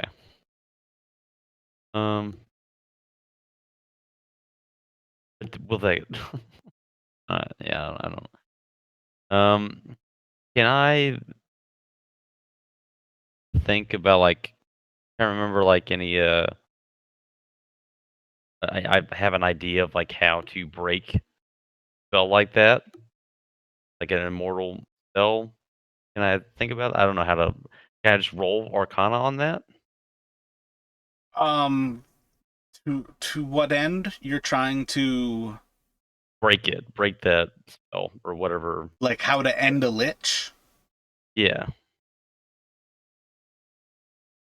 Um, yeah, you can roll Arcana, but Jot's already told you he's not a lich. He's already been broken. Like that was prevented. That's why he's being entombed. Okay. So, all right, whatever. We can definitely kill him then. If you guys open this, what you are fighting is not a lich. It is somebody who wanted to become a lich. Okay. This wizard who's been asleep for a long time, right? Or Okay. I thought that they were like keeping him alive. There was something on him to keep him alive the entire time. So like a strike trying to damage him and hurt him was like pointless. 'Cause he's Well, they may have been keeping him from dying a natural death, but that may not mean he can't be. just So killed with roll the I got Arcana for me, Victor. I got you. Okay. got the idea that he was in stasis. You've box. heard of liches creating a phylactery, and they put their life essence into that, and they will come back to life if you don't destroy the phylactery. But what you understand from what Jot shared with you, this person did not create a phylactery. Their eternal life right now is part of them being punished with being stuck in this place. So you can gather from that information that while this is somebody who certainly has a thirst for power in the same dangerous way of a lich, this is somebody who's been defeated already. They are not that level of dangerous, malevolent entity. Though certainly, like, if you released them and they went on their way, their like choices in life and machinations that they would go forward with would probably not be generally a good thing. Okay. All right. I got you. But like, yeah, yeah. you don't have to look for a phylactery. This is somebody who is prevented from creating that like container for his soul to store it in a safe place. This person never did. Okay. All right. If we do want to try and finish this thing off, then now may be a good time for me to gonna get in position to use that potion of invisibility we found.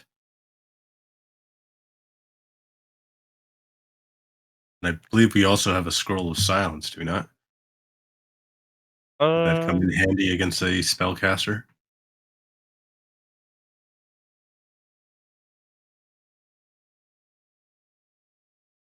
Is that something you and or Ezra could use? Who did I have do the insight? It was you.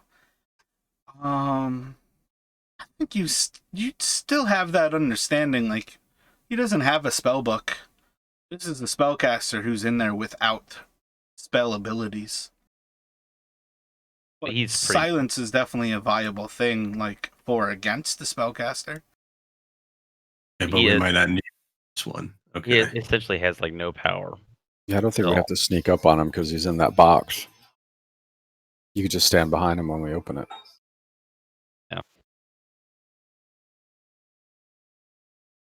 Okay.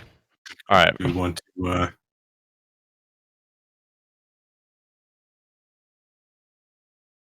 Lork, do you want to do the honors of opening the sarcophagus?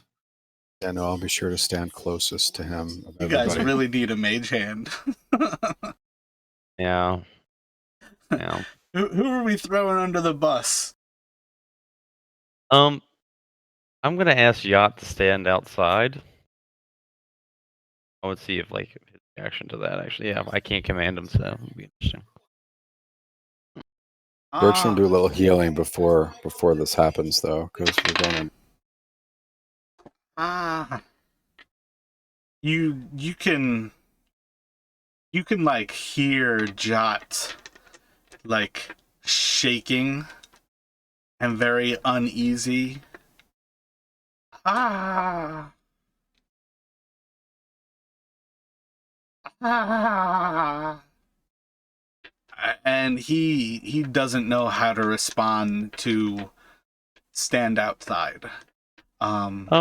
Like, you can understand without a roll or anything that he's bound to whatever creature you guys are about to find in there, and is like torn between, he likes you, you seem friendly, but you are currently not his master, and you are a threat, and it doesn't bode well for him as well as perhaps for you. Like, he can't go that far away. Okay. Oh man. Jot, do you want to help us free you? Yeah. I don't know. Yeah, I don't think he can. Where's the best place for you to be so that you don't have to be involved? Can't go far. And if he commands me, I have to answer. Why don't you go as far as you can? We'll try to be quick. Yeah. You don't hear any movement. He still seems to be standing in the same place. He commands you if he can't speak. I think there is a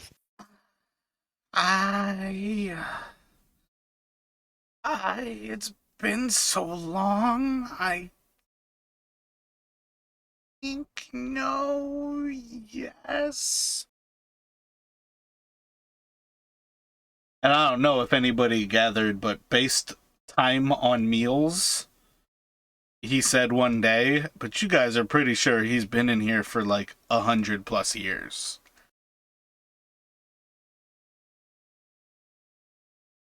Yeah, that's my interpretation. Yeah. So, Justin, you want somebody to cast the scroll of silence on him when we open up we take the stone off? Who's going to do that? Yeah, I I think don't know. if you cast silence, I'm pretty sure without like looking up anything because we're getting close to the end of this, I'm pretty sure Ezra, Victor, or Burke can cast silence. I think it requires your concentration to hold, but there's no reason that you have to cast it on him. You cast it on the area, and there's just no noise inside of it, and there's no noise that like comes from inside of it to the outside. Oh, it's like a zone of silence. Got it. I'm pretty sure that's how silence works. I think it's like a 10 or a 15-foot circle, I think, diameter. I don't think it matters the silence thing because he can talk to it telepathically. He doesn't have to verbally speak. Well, that's where I like mechanically I rolled a 3 for Jot to try to remember the last time he saw the master. So he doesn't have really any memory besides like it was the best of times, it was the worst of times. He really enjoyed not being in this room, but he doesn't remember good things of the master. But like any particulars, nothing comes to mind.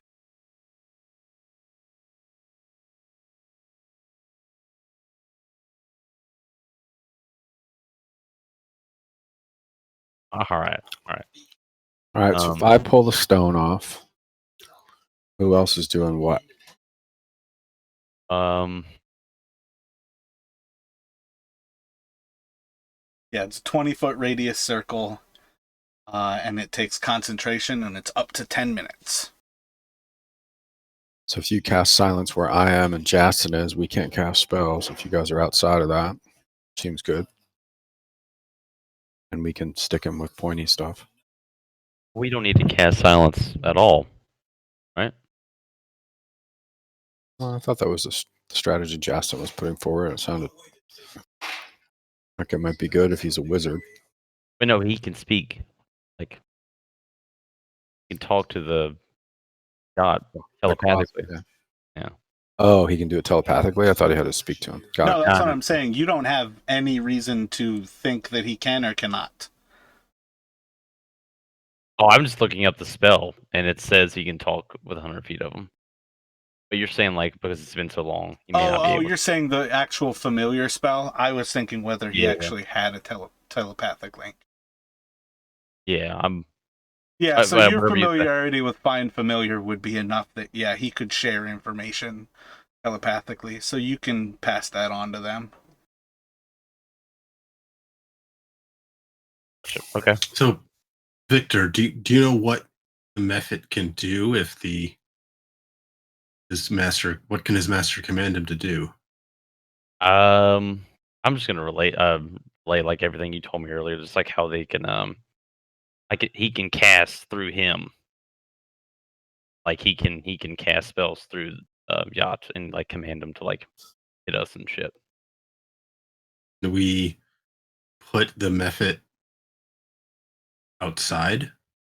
That's the kind of the Close the door? situation where he feels threatened he's gonna fight, you know. So if we shut him outside, he may do some shit. So maybe it had to be like, Can you convince him we're doing it for his own good so that he can be free of? No, you cannot. yeah, that's the thing. So okay, all right.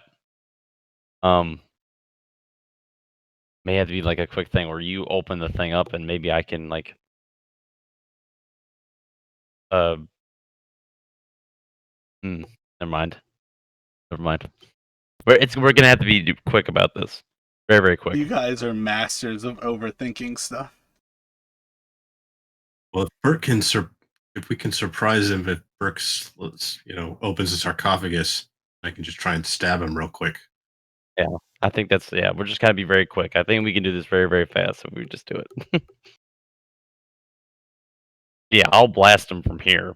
I imagine I can blast the coffin, blast him in the coffin from here. Okay, well, I'm ready to pull the thing. Somebody tell me when they're ready, and we'll do it. You want to do the no, never mind. The oil thing?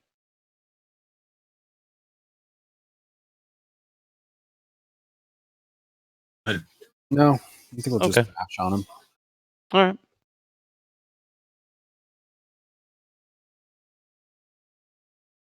You Justin's gotta ready. stand He's standing next to it. All right, so you guys ready? Everybody ready? I'm pulling the dragon head off the top of the corpse now. Crypt. Yeah, I'm Everybody ready? preparing to cast. Yeah, ready here. All right, I'm gonna go ahead and do that. I'm gonna pull that off. Select your tokens and roll initiative.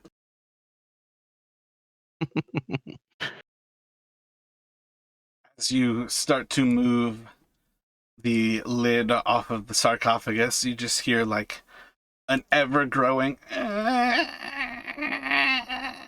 as Jot seems to be whining as it gets closer to happening. And then you throw it open, and you see inside a human seems to have almost like shrunken in on their bones as their flesh has slowly been consumed by the ages. And they seem to have something like dragon like body parts, but are very clearly still predominantly human. And their flesh is still there, but it's almost just bone beneath. And this creature is almost immediately looking back at you, returning its gaze back up at Burke and Justin. Let's see. And as it looks back at you, it's going to, let's see, we're going towards Burke as the start there. It's, Burke's action will be to move it, and it's like making eye contact with you. And then we're gonna go to Justin. What would you like to do? So I'm going to attempt to stab it with I have a I'll have my rapier out, I think. I'll try to stab it. Make your attack. 19 will hit. Doing 11 damage to the creature. As you kind of like pierce through the flesh, there's almost like a like deflating sound as it's opened, like an airbag being released, and it's just whoosh. Then I'm going to bonus action disengage and just or I can't move onto the altar, but I'll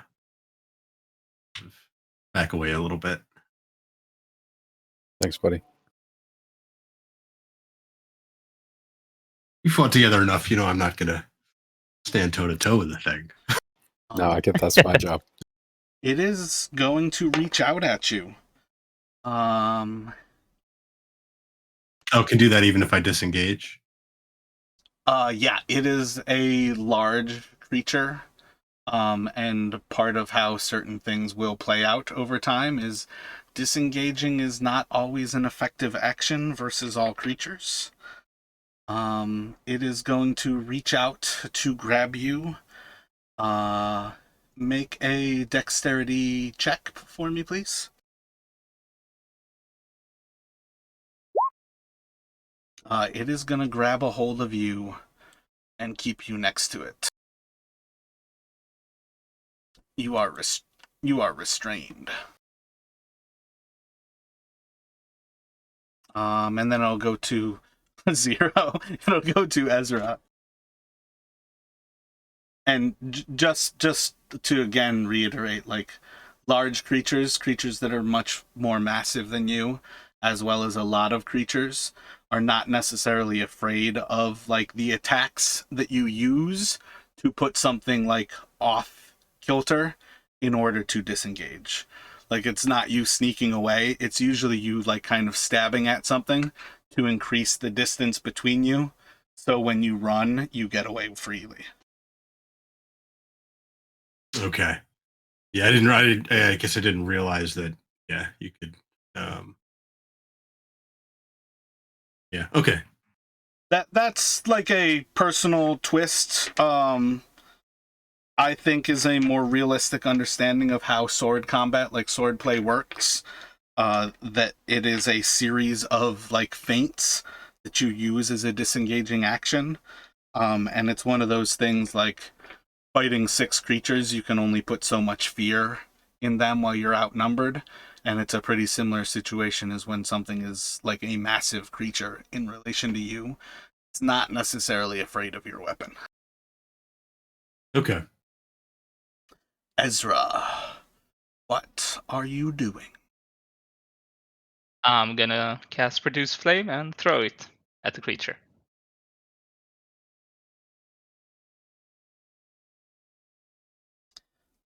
Let's see, what is that? A roll to hit? Yeah. Yeah, it is. And it's 12. A 12 is going to miss as it scatters across the stone structure that this creature was locked inside of. And it's going to seem to have no effect. Victor. Okay.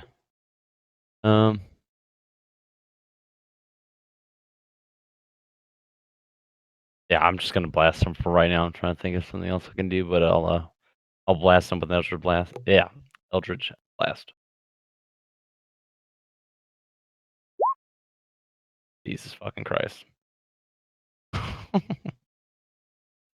It's a 1. Let's see. Just roll like a die and then a d20. Odds will be Burke, evens will be Justin. Oh, so just a 20? Yeah, like any die, just to give me odds or even. Like it can be a D2 if you type it in, and then a D20 to see what your actual like to hit roll is. So Burke, and that's gonna miss. It's just gonna plink off of his armor. Okay. That's it for me. You're gonna hear this like Good deal. hollow voice from this creature, as it like looks at Justin and looks around for Jot, and you hear it say, "Who has freed me?"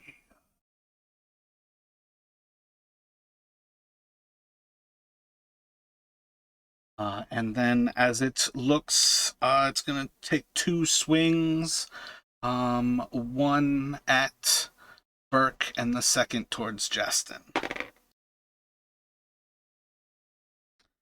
It's going to miss Burke, and as it swings out at Justin, it's going to hit with a 26, and it will do 8 piercing damage to you. And you will notice as most of the flesh where you stabbed it seems to almost be stitching itself back together in the process of its attacks. You like see those bits where you stabbed your rapier through its chest start to like reform. And then it will go to Burke. All right, Perk's going to take a swing with his Warhammer But then we'll probably do radiant damage after, or radiant afterwards. When do you need me to tell you?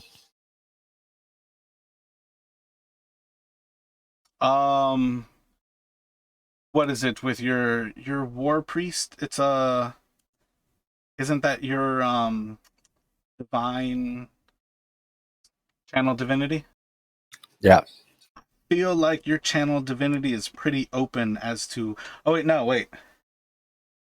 I It's think just your when I channel. make an attack roll, I can then channel divinity after the roll, but before knowing the result. Yep, that's exactly it. So make the roll, and then you get to determine before I answer.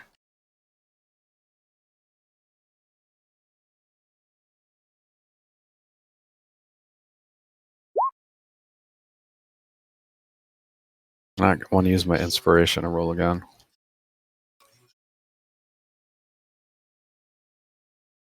Can I go ahead and do that? Yeah, you can either roll a d20 or just click the same button again to roll. Didn't get better. I'm not going to use my my divine on that. Did I hit? 8 does not hit. Okay, I'm going to take another swing with my bonus action as a war priest, which I haven't done yet. I'm feeling some urgency, as you might be able to tell. And then I'd like to use my divine on that. Can I use it after a bonus action? Oh yeah, it's still an attack. I think it's All just right, so I'm after going to an channel attack roll. divinity. Yeah. Channel divinity to get a +10. So 28 definitely hits.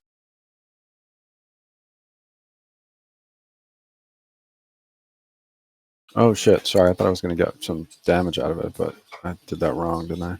All right. Well, still learning how to be this guy.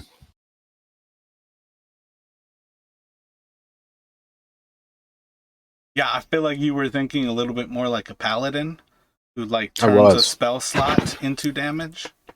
Yeah, I haven't used it before, so got it. Okay, I see how it works now. But I did 4 points of damage to this thing. Can we identify it? Like, do we know what it is? No, at present, what you guys recognize is that it seems to be some sort of amalgamation of a dragon and a human. Okay. As far as the actual token goes, it's a poor choice of a token.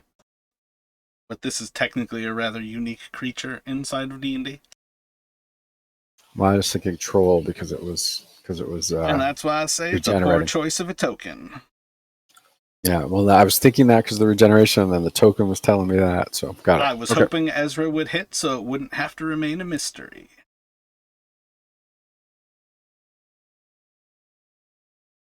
All right, I think that's my turn. I did all the things I can do.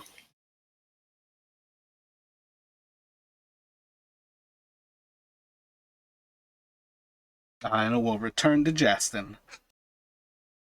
All right, I'm going to try and attack again. I think it's disadvantage, right? Because I'm restrained. Yeah, I believe that's correct.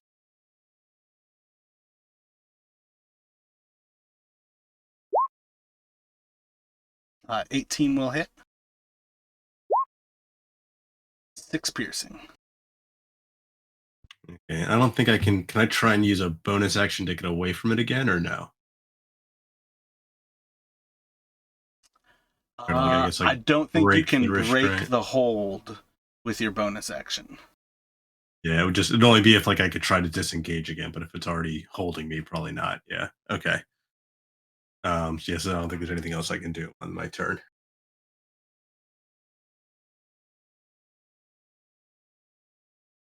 And on to Ezra.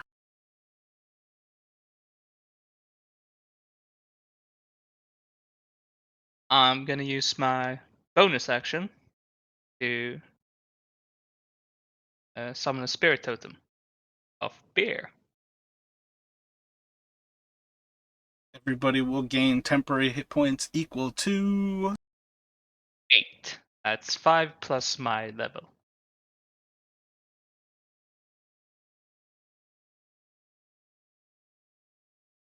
How many did we gain? 8 hit points. Thanks a lot. Is that on the start of our turn? Or is that just It's immediate. immediately? It's just 8 hit points on top of everything else right away. Cool. Thank you. Yeah. That's awesome. And Okay. see, what is it? This is concentration. It is not. Oh right, no, okay, and we gain advantage on strength checks and strength saving throws. Then I'm gonna wild shape into a wolf.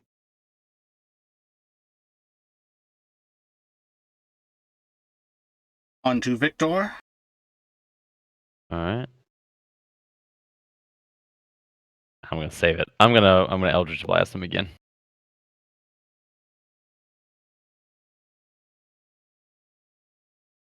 I'm assuming that will miss.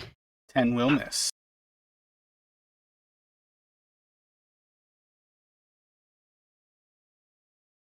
And that'll be it for me.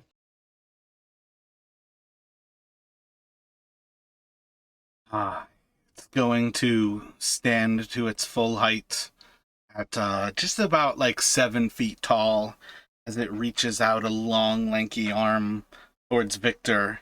It's going to say, and then it's going to make a bite action at Justin, which will hit, and it's gonna do 6 damage with its bite, and then it's gonna swing twice on one on Burke and one on Justin. It's going to crit off of Burke, and I believe a 17 hits Justin. Yep. So 8 damage to Justin.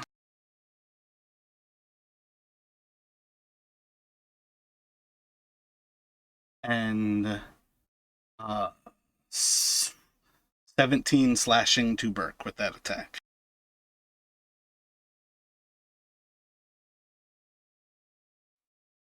The rest of its wounds seem to heal up, and it seems to be in pretty much the same condition as when you first saw it. Rotten and emaciated, but its flesh is no longer torn. Its flesh is no longer... I think you've only really smashed it with attacks, with physical attacks. And it's going to go to Burke. All right, Burke's going to cast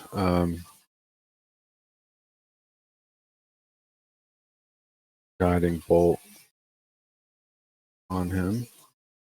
Are you staying in combat there? Yeah. It's going to be guess so, 'cause I can't get disadvantaged, away. and it will miss. All right, and then I can't really do anything on my bonus attack because I can't mix melee with spell casting, right? Like for the War Priest, that has to be off of an actual attack action, not a spell attack action. I guess that's what I can do.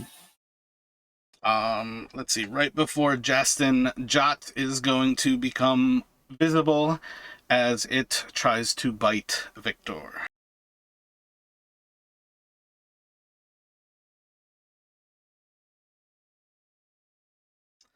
He should hit with a 17, and he's gonna... Oh, that's the wrong die. It's a D4.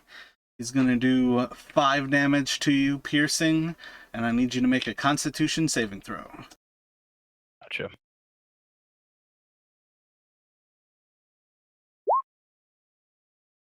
Yeah, so just the 5 piercing from his bite. And he's like saying, sorry, with your like leg in his mouth.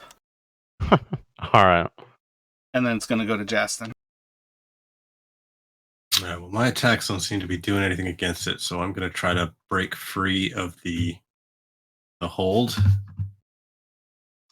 So you feel much stronger than you did moments ago. If you would like, you can try to break free using strength or dexterity, like acrobatics or athletics. Yeah, definitely acrobatics for me. I use my. I think I've got inspiration too. I might have to go ahead and Well, use in that. particular, you break out with that. You have advantage. Oh wait, you said acrobatics? Yeah, so you Yeah. can use your inspiration if you want to break free to make another acrobatics check. But again, Ezra is currently giving everyone advantage. Oh, I guess it would give you a straight roll anyways because you're restrained right now.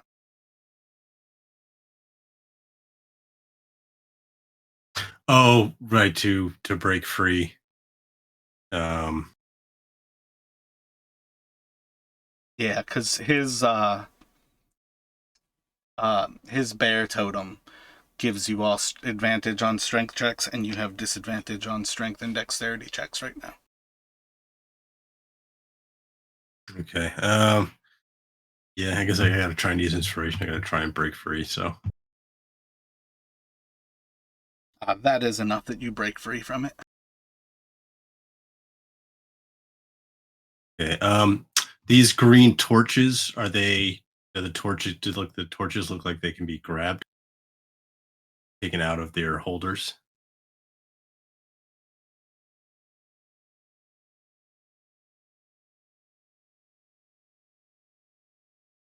Um, is there a reason why you wouldn't have your torch in hand right now? Oh, actually, no. I guess not, because I had my rapier out, so I had one hand free. Yeah. So Because I was gonna say they look like they're stone torches, like a part of the wall. But I also feel like you set down your torch ages ago, and I don't think there was a reason that you wouldn't have picked it up as you started to explore again. yeah. But I think I had to use my action to break free, unless that was my bonus action to. No, it takes an action to break the restraint. Don't worry, my next action is headed that direction.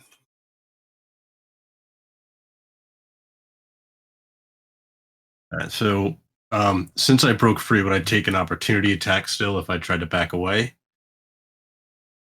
It's kind of the same thing. Like you're definitely still making that struggle, but you can certainly use your strength or your acrobatics. In your strength, you have advantage. How far do you have to get away from a large creature to be out of reach? I think it still has like a 5-foot reach. To me, the size is more that it's not, like intimidated by your attacks. Okay, so I'm going to try to back away out of reach, and I guess I'll try to use my strength to sort of bat its hands away if it's grabbing for me. So I rolled a 21 on that one. So I Uh, think your I can't beat athletics, yeah. Even with a net, unless I think you the count a first nat time I 20 as rolled an an honest 18, and the success, second time I rolled a 17, and it's got a +4. So even yeah. So with unless you're counting a nat advantage, 20, no, it's not an attack. There's no nat. Yeah, yeah, that's what I 19's your thought. max. Yeah, so I can't. So yeah, it maintains its restraint on you as it reaches back out. Okay, that's it for me. And it will go to Ezra. I'm gonna go behind him and bite him. Make your attack roll with advantage. 19 hits.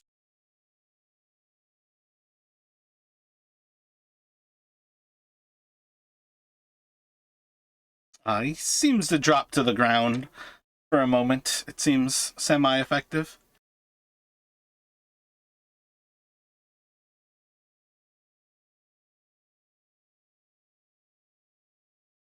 I believe that'll go to Victor. All right. Uh. Okay. So I'm gonna move away from yacht, which will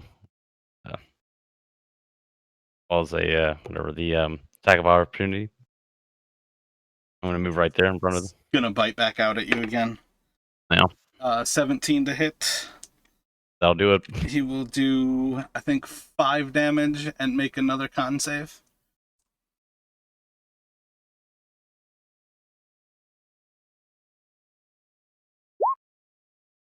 Probably won't do And it. you'll take 5 more poison damage.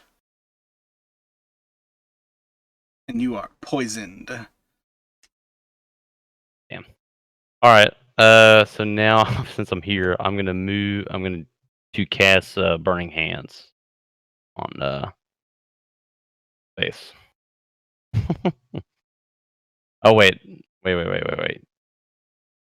I'm past 5 feet, so I'm not in his range of like he can't grab me right now.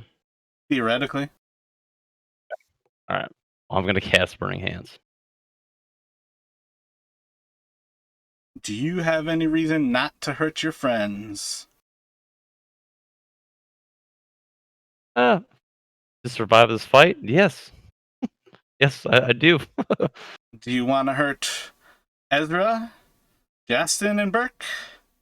It's your choice, but you're hurting my somebody bad. else. Fuck. I thought it was okay. It's 3 spaces, not 2. Fuck. All right. Yeah, well, I I'm pretty wouldn't sure have it's done a that. 9-foot cone. A 15-foot 15 cone. foot. Yeah, that's what I Yeah. meant. Like 3 blocks. At the end of it, yeah, we had 3 blocks. I wouldn't have done that. Kind of can like move right there.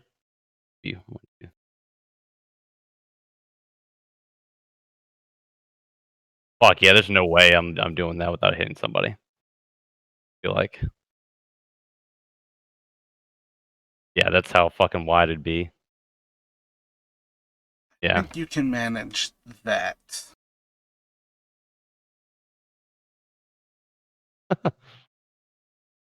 Uh.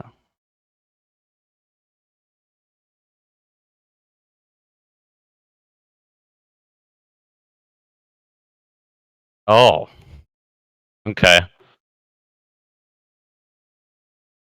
God damn it. It's so hard to figure these things out sometimes. There should be like a cone thing, but there's no cone measurement Yeah, they thing just don't on here. scale very well. Yeah. I think I've got one under the characters. Spells, templates. Pretty good. That's pretty perfect. That. Yep. I think that's it. Yep, that's the size for this map. Pretty cool. Pretty cool.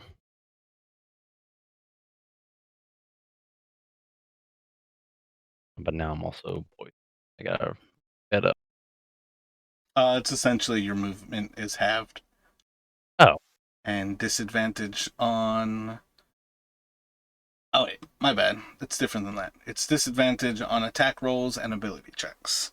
But it does not dodge out of the fire, and it will take 13 damage. All right.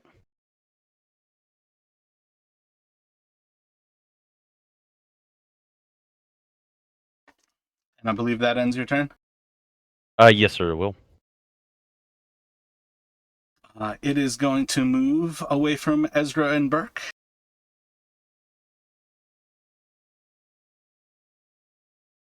I'm gonna attack of opportunity. Can do a straight attack. Just roll by like regular. Yep, no advantage. Just a regular attack.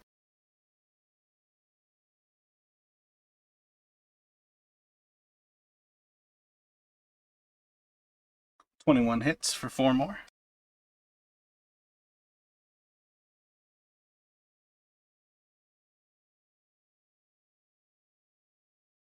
Burke, you taking a attack of opportunity?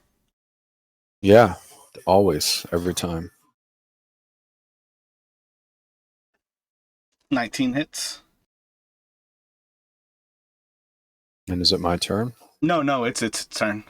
As it steps across to lash out at Victor, the fire singeing its body, with the bite again latched in from the wolf, and the smash of your hammer, and the remaining like flecks of fire from Victor's hand collapses down on the floor and stops moving. Fire, guys. Fire. The whole time. Fire. Like, Ezra, Oh. you started to cast a fire spell, missed, and then turned into a wolf. I was going to pour oil on it so we could set it on fire. I from was the so get-go. excited when you guys were talking about the oil plan, and then you never went through with it. Hey, I asked, for the record, I asked before we started. I was like, hey, do you want to do the fire thing? He said no. So No, it seemed. I was thinking, like, how am I going to pull the thing open and pour oil everywhere, and everyone's going to get Yeah. burned? You know, I don't know. Oh, I That thought makes that was sense, too. exactly it, because it was like all stuff for Burke to do, and nobody else was going to take part in it. They're like, yeah, take off the top and then pour oil in it. And it's like, well, do I you was want me to staying cook in the it back dinner there. too? I was staying in the back because I didn't want to get anywhere near it. So not my Wow. job to get in there. Yeah, Well, I no, appreciate no, y'all no, hanging out a little bit longer than normal on that one. I didn't want to not have the fight because I felt like, I don't know. I feel like I've done terrible things to you guys because you are the most cautious group that I have. And I don't mean for you to be scarred, but yeah, I wanted to have at least something happen because this whole side was meant to be understood as nobody's been here for ages, and it is protected by both that singing orb as well as the other traps. But yep, we're gonna pick up here as the Dragonpriest crumbles in ash before Victor.